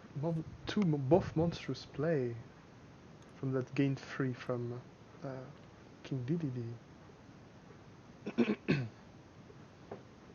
I see. Guy's Lighting is going to be played to turn Barbie into an ally, since she is a Sunnyside. Indeed. Right now, King Dedede has 0 keks and Kirby has 2. That is rather far from the win condition, I would say. Indeed. Okay, so we have first. Well, not first, because Woody, of course, is one, but our second handy toys, the aliens.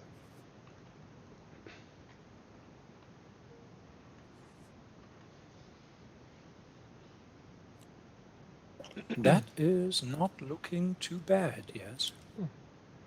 We're going to Indeed. move to Fountain of Dreams to eat that cake. And I assume So Didi is going to go I move either to the arena or Arbed. I assume that too, and it could actually be a very harsh turn of events for a lot. So if Woody now gets revealed, because he could turn Buzz into a fifth Andy's toy if Yeah. he is played by the opponent. That that could be rather unfortunate. If we will see that, I do not know, Oh, but yes, we we do. do. Yes, we do.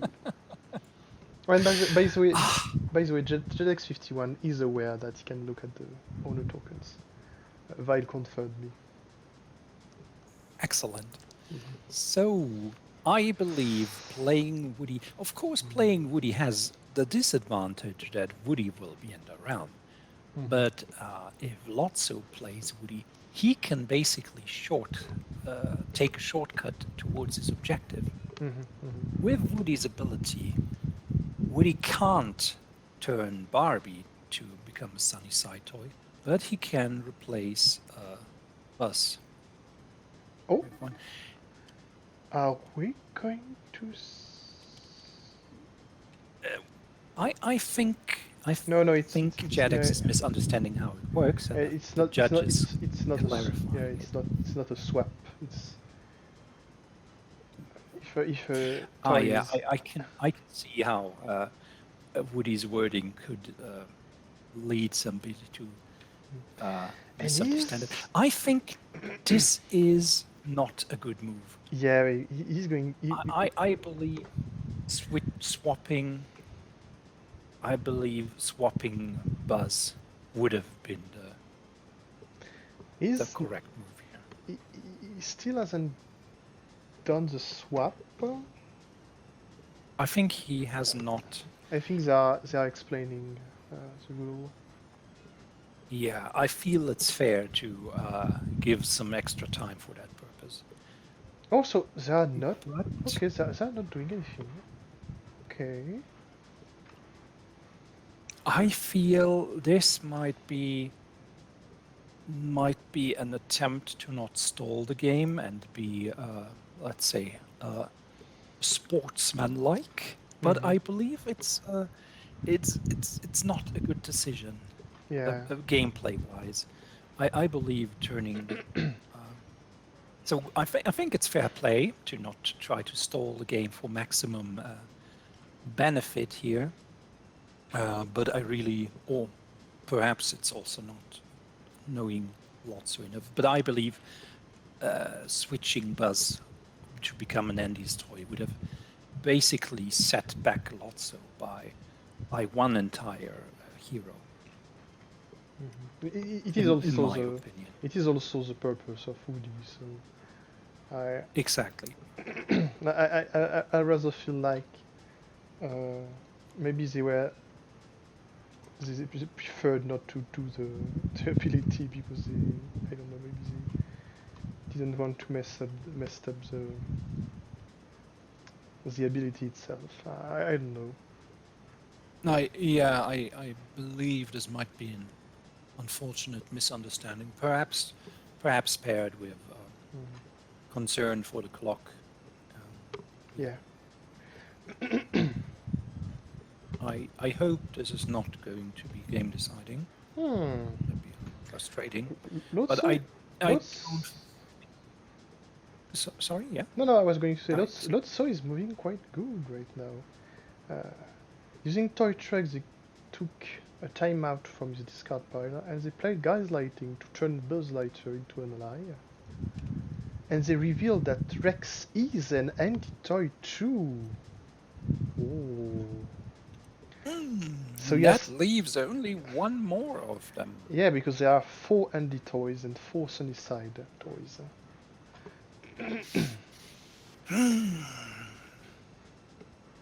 That, yes. So on DDD's side, Meta Knight has been played, and Kirby has been defeated once with his ability. So DDD has 3 Four. keks, and Kirby has none right now.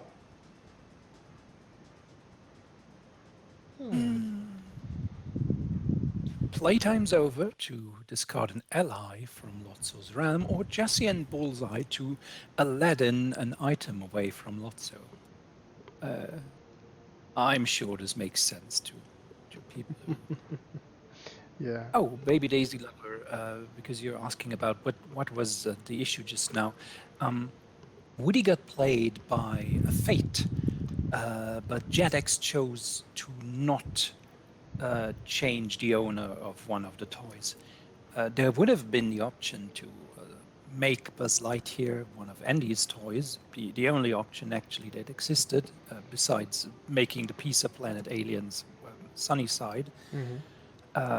But making the Pizza Planet alien Sunnyside would have helped lots, so in that his objective would have become easier, and turning Buzz Lightyear into an Andy's toys would have prolonged the game on Lots' side. And the decision not to do that is what we were talking about. Okay, so And we see Star Ally. Yeah, Starlight has been played to turn Meta Knight into a hero, which Indeed. can be very bad for DDD. It can indeed. DDD has an effect to turn his allies back on his side, but right now, as Meta Knight being a hero, he cannot defeat Kirby anymore. Indeed, that is going to be very unfortunate for DDD. It also means that even if Kirby moves, the center, well, never mind. So we see playtime's over. Unsurprisingly, there's no interest to bring Ham into the realm. Indeed. He could, as a matter of fact, discard Buzz Lightyear, who has a strength of 6. I assume it could be a good thing to do. Actually, I know Lotso's gang is also pretty Indeed. bad. But interestingly, Lotso's gang could have been discarded several turns before, thanks to Buzz, but is this? Yes, you're right. Decision? You're right.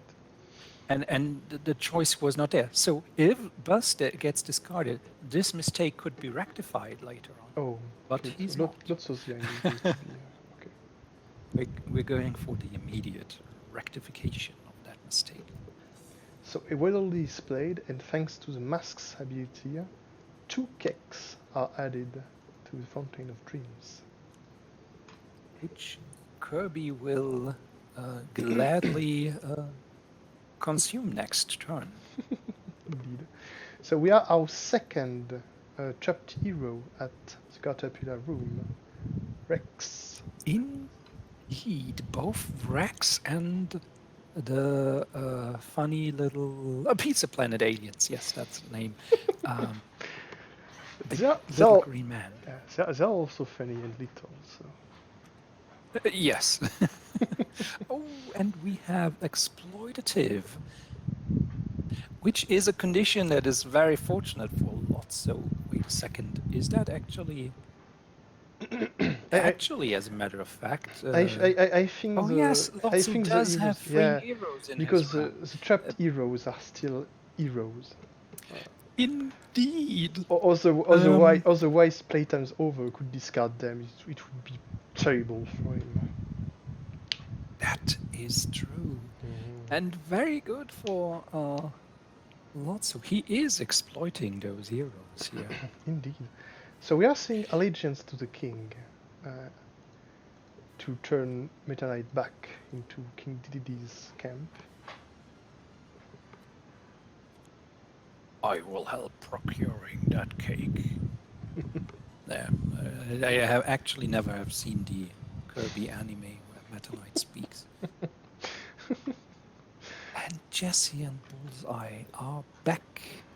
And this time they do get played. Our current cake situation is 3 in DDD's pile and 2 in Kirby's. Yeah, but I think we are likely to see the two cakes from Kirby moved to King Dedede's pile for an activate action. Indeed. Lotso is going to move to Ken's house. Ken's dream house, sorry. We're going to see some more daycare toys.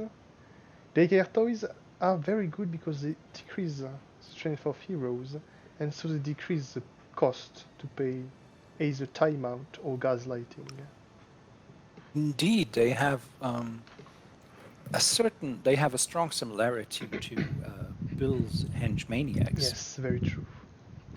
And sometimes I've observed it with Henge Maniacs. This can be really annoying for other players because reducing the strength of heroes can mean conditions that usually would trigger don't. Oh yes, you're right. So we have seen somebody like.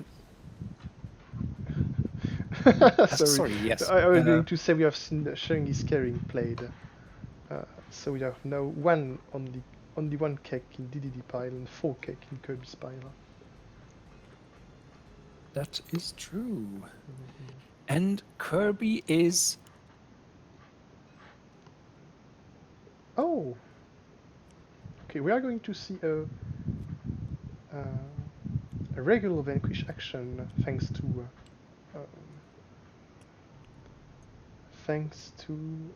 what's his name again? I can't remember.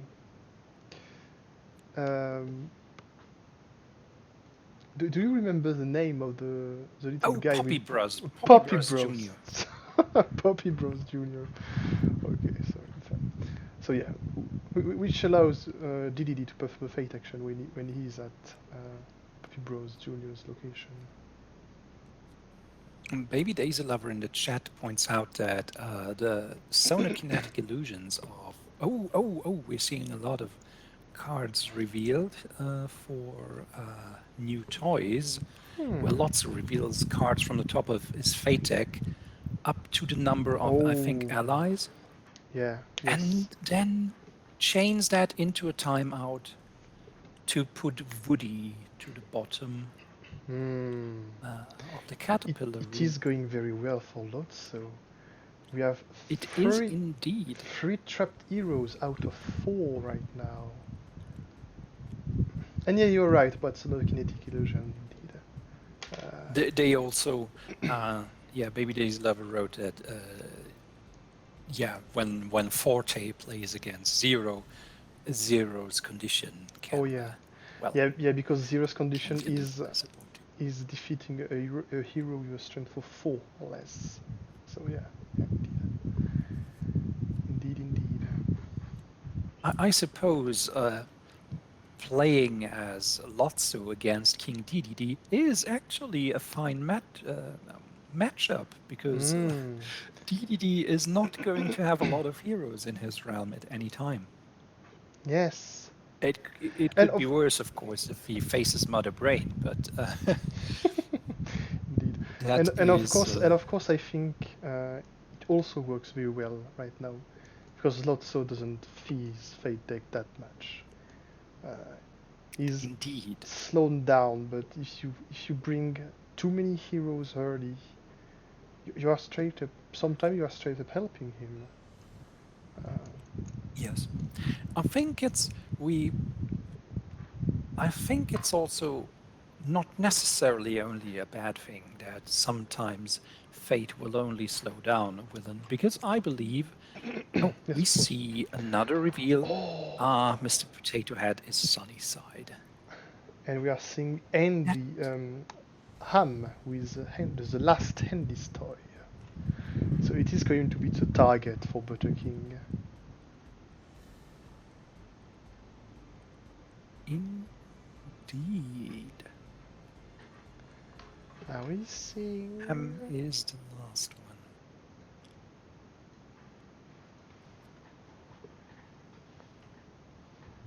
one. There. You're not in the realm. Yes, we have. They're Question of wondering whether if copyability would work if Kirby's not in the round. Yeah, that's a little unfortunate. Lotso there.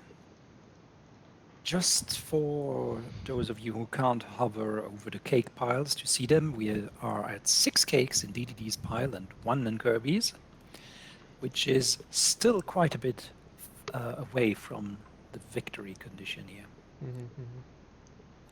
Basically halfway through.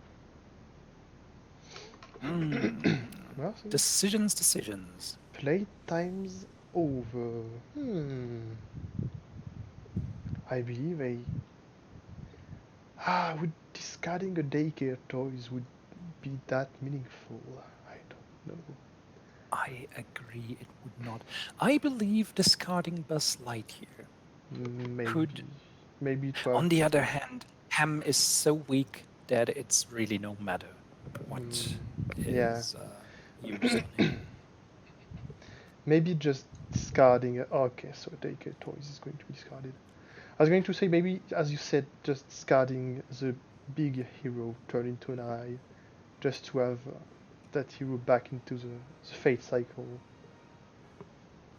I guess. Yes. Oh, new toys. I believe it's. Oh, this will mean Ham will get played. I think Lotso also played He's Mr. able Potato to, Head by himself. I was going to say. He has a second player card action. Yes. Oh. This is a, so to say, despair broadcast situation, because I believe there's no fate card that can stop Lotso's victory next turn. Yeah. Mr. Potato Head could have, but he can't because he's already there. Yeah. This. Oh no. Well, this will be a victory for Butterking. His game keeps winning games with his. Frankly, it's getting a little boring that he's always picking the same character. Random. Oh. No, Butterking keeps going through this tournament with random characters. It's Undefeated Butterking. Take down DDD, the terrible DDD fighter, with a character that has not been picked yet. Indeed. Although I would like to say that I think Lotso shined very well because of this fate spam strategy. Because Pizza Planet was played by Lotso, but Rex was played by DDD, and Woody was played by DDD, and also Woody was played for nothing. Like it was played, but since his ability wasn't triggered, it simply gave away one-handed toys. Indeed, we could have had Buzz being another Andy's toys, which doesn't seem much considering that he was made an ally, but it would have meant that Lotso would have needed another card. We still have the DDD cake pile lying around on the table.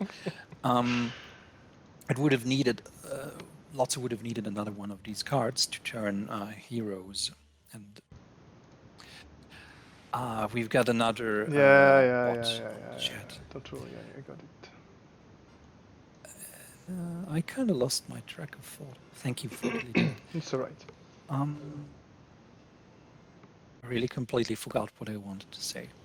No. Yeah. The early Buzz Lightyear who didn't discard an ally was also slight misplay, I think. Oh, Which is, of course, okay. We are seeing Mr. Burns being picked by Butterking. Not randomly, I'd like to point out. that is beautiful. Oh, okay. I must say I am very grateful for the fact that Butterking keeps giving us new and quirky picks. Although I will say, of course, playing random means he has the element of surprise to his advantage, or rather the element of slight unfamiliarity. Oh, okay, I see. Okay. Well, I'll still say to myself that he picked it on purpose, and I'll be. Oh. Boo earns. No. Smithers are they saying boo or boo earns? Are they booing me? Oh no, sir, they're saying boo earns. Boo earns. Are you saying boo or boo earns? Oh my. Boo. I was saying boo earns. Sorry. Oh. Exactly. Oh my. Oh, wonderful. I must say, I'm so happy about some of these cards you put in there. I recall when you were making Mr. Burns, and I'm very happy that the West made it in, for instance, and Burns too. Of course, of course, of course. Of course. So we are seeing Ganon on the other side of the table. So very interesting pick. Jedx51 did one with Ganon the last game. Indeed, he did. And he's starting May I ask? Playing Darknet. Yes, sorry. A Darknet. May I? Could we maybe move them a little closer together again to have them on the same? If that would be possible for the players and not too annoying, it would be really cool. I think we could zoom in a little closer. Ah, there already. Arigatou gozaimasu. Okay. Thank you very much. Thank you. Merci beaucoup. Merci beaucoup, indeed. Vielen Dank. And Burns and that's all the languages I know. Played Springfield Atom Stadium. Not the best, but it is turning Presbold Estates into a nice location since it's basically gained 2 power and fate. Indeed. Ganon played Moblin, which breaks the first seal,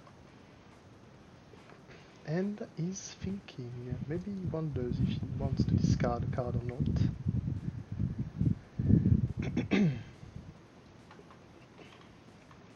Okay, he's discarding Darknet.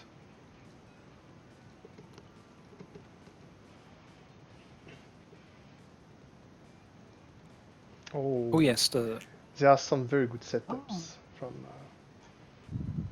from Mr. Burns. The nuclear waste, of course, to pollute the location with the top fate action. Yes, to protect it. Indeed. So it is also generally a much worse location if the top is covered, because it doesn't have a play a card action. Yes, very true.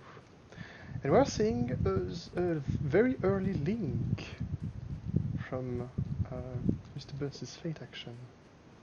Indeed. A link that is... So... I would say I think an early link is very good. Because it has 8 strength. And you are...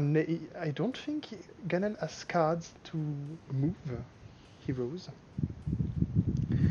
And is likely not going to defeat Link before defeating Zelda. So I believe that is why he has the Triforce of Power, to keep heroes from covering actions at one location. I think so. Mr. Burns is going to fade again. Interesting. A grouchy old man. And there we see another old man. Yes. We are seeing old man. Uh, old man which Oh, the old does folks gotta stick together. and which does indeed Oh, does sorry, I'm just. no which old man which has this interesting thing of not having one strength. So blade trap is not going to be enough to shred him away. Indeed. That is true. Unlike villagers and fairy, for example. Indeed, indeed.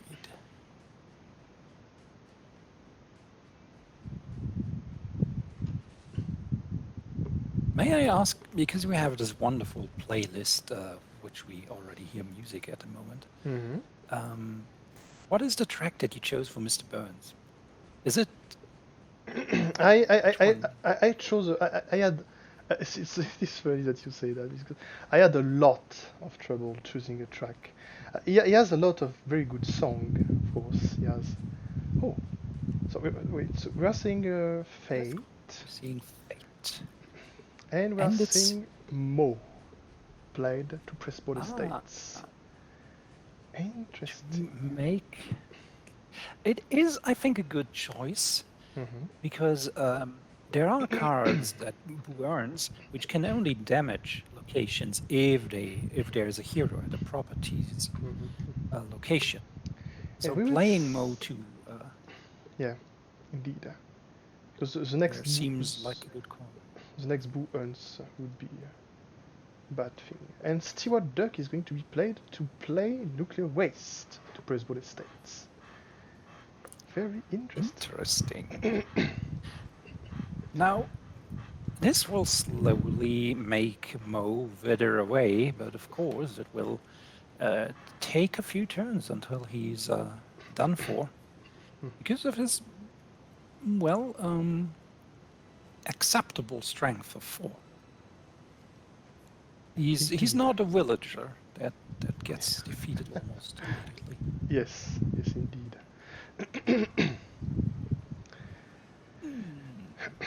The Master Sword. Yeah, Master Sword is going to be quite annoying. And because it is not attached. Yeah. Because it's attached to another hero, Princess Zelda's ability triggers and discards a random card from Ganon's hand. That is Ganon having, for a moment I thought he had an empty hand, but he still has 3 cards. Discarding the Wall Master, however, is not very fortunate for him, I would say. Yeah, indeed.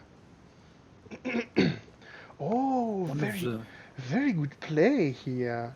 He played Octorok to Hero's Location to move Moblin to Lost Woods, and then add enough to defeat the old man at Lost Woods. Because Dark Octorok defeat at adjacent locations only. Wonderful. Not bad at all.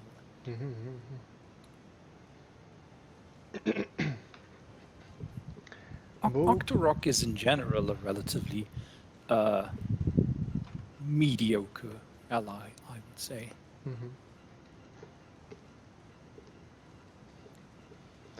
Dark Knight will slowly move toward Hyrule, of course. And we are going to see... Troops are marching. Indeed.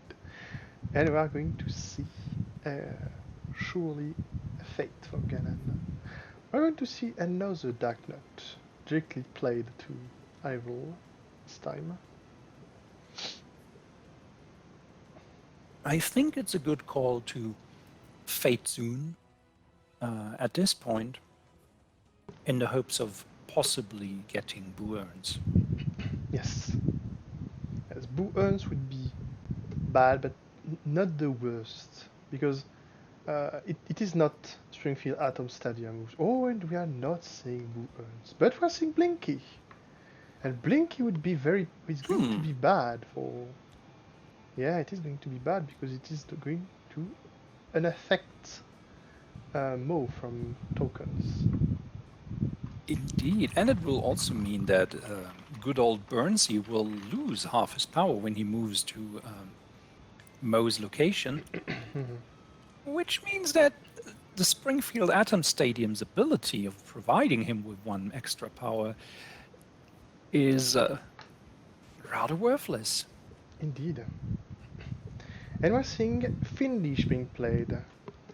And he's getting Will the Hounds back from his discard pile. Surely to move. And we see power played in response to Oh. Mr. Burns' condition, Yeah. which is, I would say, extremely good in comparison to Fiendish. Putting 2 cards into his hand and gaining 2 power feels, well, it's not bad, I'd say. So we are seeing a boomerang attached to Link. And we are seeing, yeah. Oh. Oh, yeah. Oh. This is not. This is going to be an issue because Darkling is not at Link's location, and Darkling is the only one able to discard items from Link. Indeed. Although I believe the Dark Link's ability is not nullified, he just is not able to. Yeah. And I was saying that because this time he's not at Link's location. Indeed. And he's also not useful for defeating the princess. Yes. So right now I guess he can be moved, but other than that he's going to be a little worthless, sadly. Excuse me, princess. Oh no. She has to make. Sorry. She has to make room for the Triforce of Power. Not bad. Triforce of Power, which is going to be played to Hyrule and not to Death Mountain to free that Fate action at the top. It seems very much that Ganon is currently, Jedx's Ganon is currently prioritizing the defeat of Princess Zelda over Link's defeat. And of course he plays Reincarnation, which basically gives back the power used to pay for allies. Oh! I have no idea what just happened.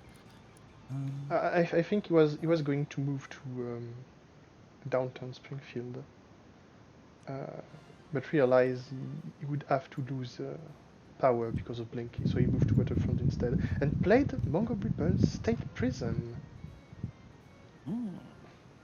which is going to make Stewart Duck strong enough to defeat Mo by himself.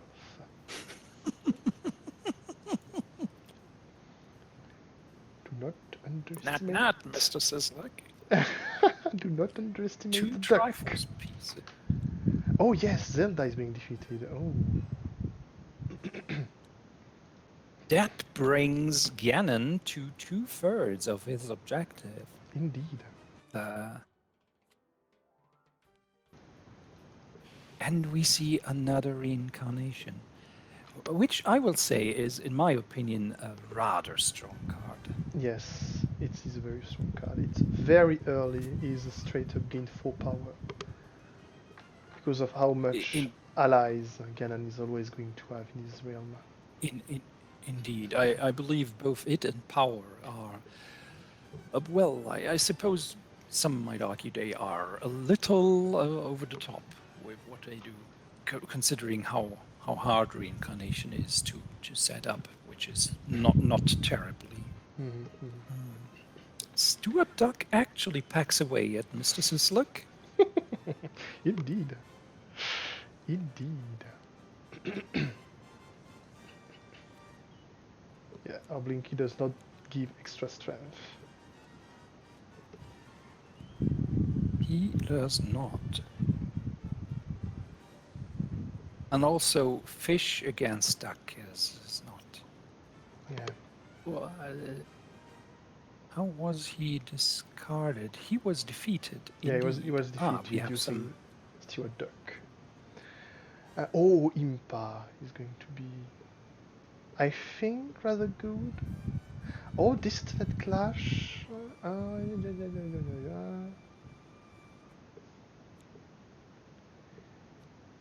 So Destined Clash. Yeah, Impa is going to give a Link +2 strength, so he's at 10 right now. Yeah, because No, Destined 10, not, not, Clash not, is not even 10, sorry, 13, because of Fast to Sword. not bad. That's Of a course, strong. Dark Link is going to help Mhm. removing those items. And Destined Clash, I will say, is a relatively... it's a tricky card, because I believe if Ganon tries to set up his defeat of Link without moving there ahead of time, Destined Clash is very likely to not do anything. Because it depends on Link being at Ganon's location and allies being there. And if not both of these things are the case, it just moves Link around, which is okay. I suppose it helps making Link run away from allies.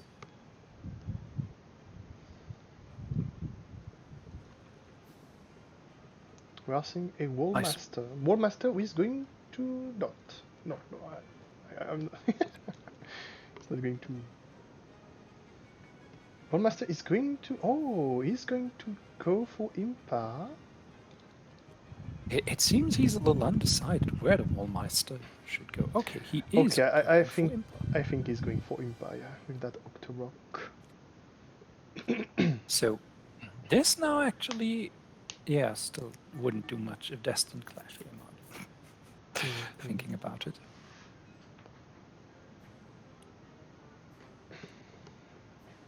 I think Mr.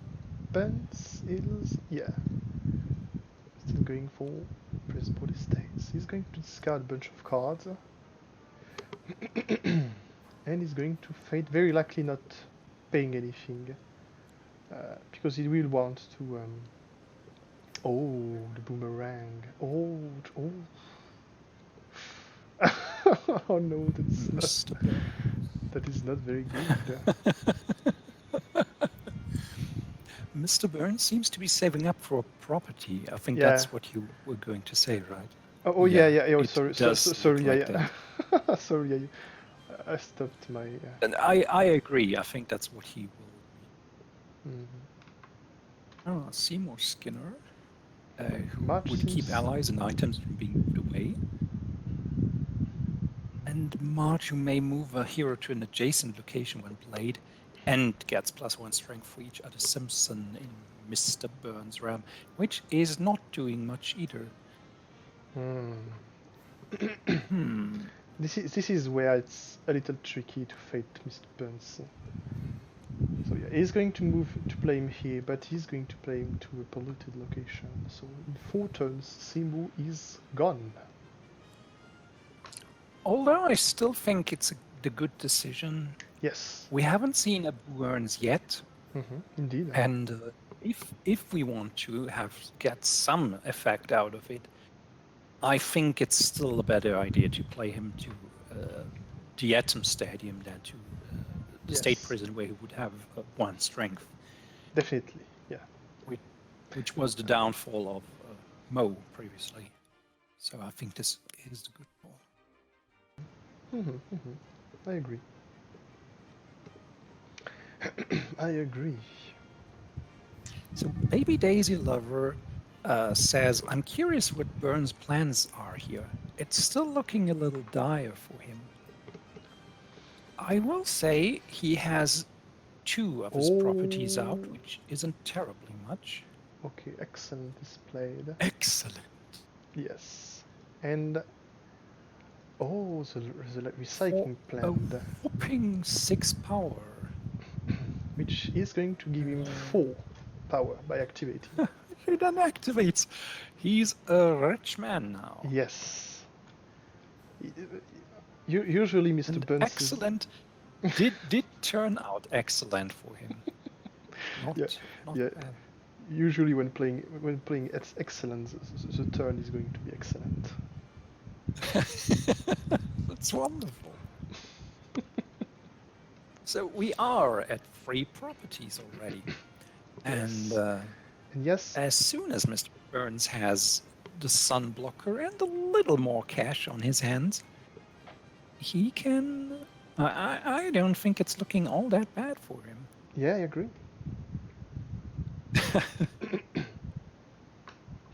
Hmm. Jedx51 is wondering whether or not you want to place bait trap to Impa's location or to Link's. Okay, so it is going to be to Impa's location, apparently. It's understandable that he doesn't uncover the fairy's location, because even though there are good actions there, it would mean the opponent chooses and plays an item in Ganon's Fate discard pile. Mhm.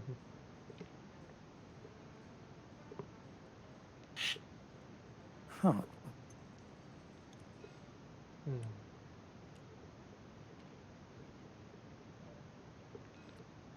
Oh, yeah. Are we going to see an expensive card being played? Apparently, yes, the sun blocker is out. And we do have Mr. Burns at win condition. Yes, indeed. So there is 9 cards left. And right now there would be 5 cards to put him out of his win condition. No! How many pull the chess pool did we see? 1 or 2? I think only one, to be So honest. if there is only I think one... the 5 cards here are Mo, Blinky, Marge, one pull Duchess pull. As a matter of fact, I don't know what the other is, so it could have been the other Duchess pull. Yeah, I wonder.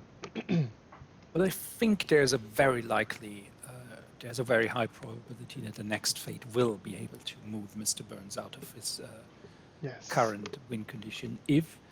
Oh, are we instead seeing Link getting defeated? No, I don't think Let's so. see. Well, 1, 2, 3, 4. No, I think Jedx just said I was so close. because he can't fate. The top fate is covered by Link. No, but he was able to. No, he was able to move to Lost Foods. He was a eye roll. No, he was a eye roll, and played both blade traps to Lost Woods. Indeed, he could have tried to fate Mr. Burns. I think that would have had a very high probability at pulling him out of victory condition. We will never know, however. Okay, so apparently, apparently it's GG. It seems to be. Okay, yes, maybe GG. That is to me. And it would have been to Burns, which would have meant that the Atom Stadium would have been damaged, pulling Mr. Burns out of his victory condition.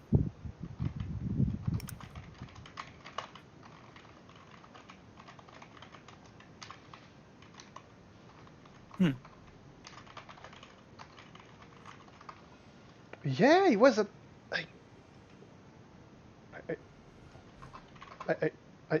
Okay. I mean, I suppose you could make a conscious decision not to fate, but I believe there was no chance for Ganondorf to win in that turn.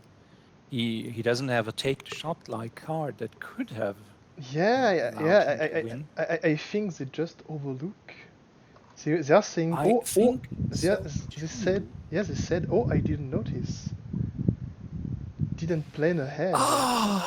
How very unfortunate. But of course. Well. I would say.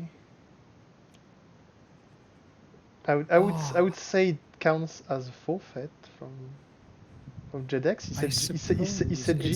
He said GG and both players revealed their hands. So. That is a very unsatisfying way for this semi-final to end, I must admit. Yeah, it is. It is. Very I, sad. I was really weirded out by by this close of game. Seeing both players saying GG.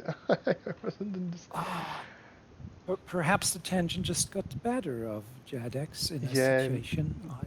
maybe.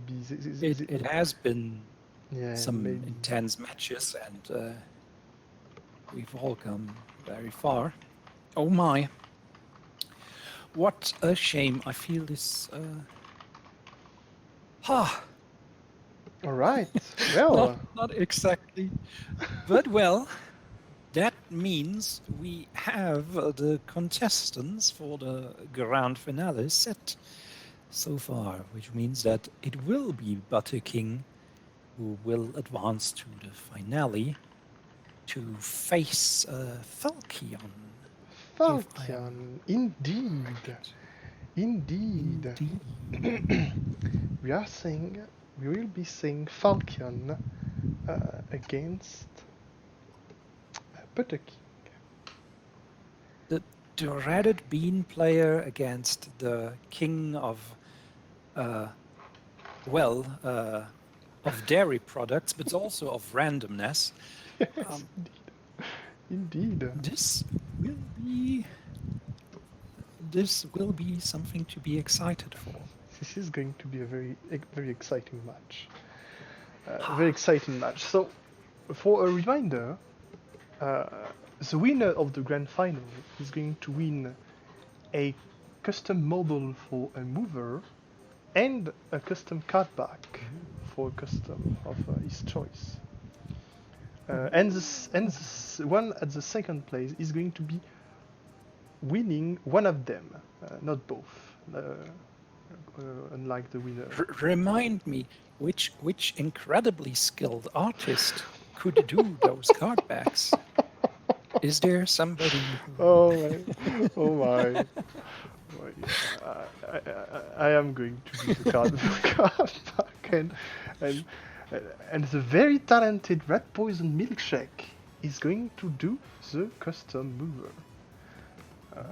So yeah. The creme de la creme of customs is Oh my! going to provide the winner's prizes. That is something to look forward to. Indeed. This So is this wonderful. is going to be very exciting. So yeah, I hope I won't say anything too early, but I think the final should be tomorrow. It should be tomorrow, Ah, and it should be um, at 5 p.m. EST, so at 11 p.m. for us. Because of course, Red Poison Milkshake is going to be the main host. It is going to be on his channel. But we are both invited, Michael, to be present. So, wonderful. Starting at 11, that is a great time. yes, it is Wonderful. going. Yeah, it works. I think it works fine for his American time zone for us. It is a little late for us, but yeah. It is a little late for the European Villainous International League. Short evil. Evil. But it's something you can do. You can do that once in a while for the grand finale. I'm looking forward. I'm looking forward to it indeed. This will be fantastic. So yeah, I Awesome. think it is going to be the end of this stream. I think so too. Yeah. So thank you everyone for watching these two games. Thanks. Yeah, and thanks to our contestants for playing. If you guys hear this, they were wonderful. very talented, and it was very interesting matches to watch. Indeed, very exciting. It was fantastic. Yeah. It's been a pleasure to be here as always, and I'm really excited for the finale. And I am too. All right. Thank you and Bye, goodbye. everybody. Goodbye. Bye.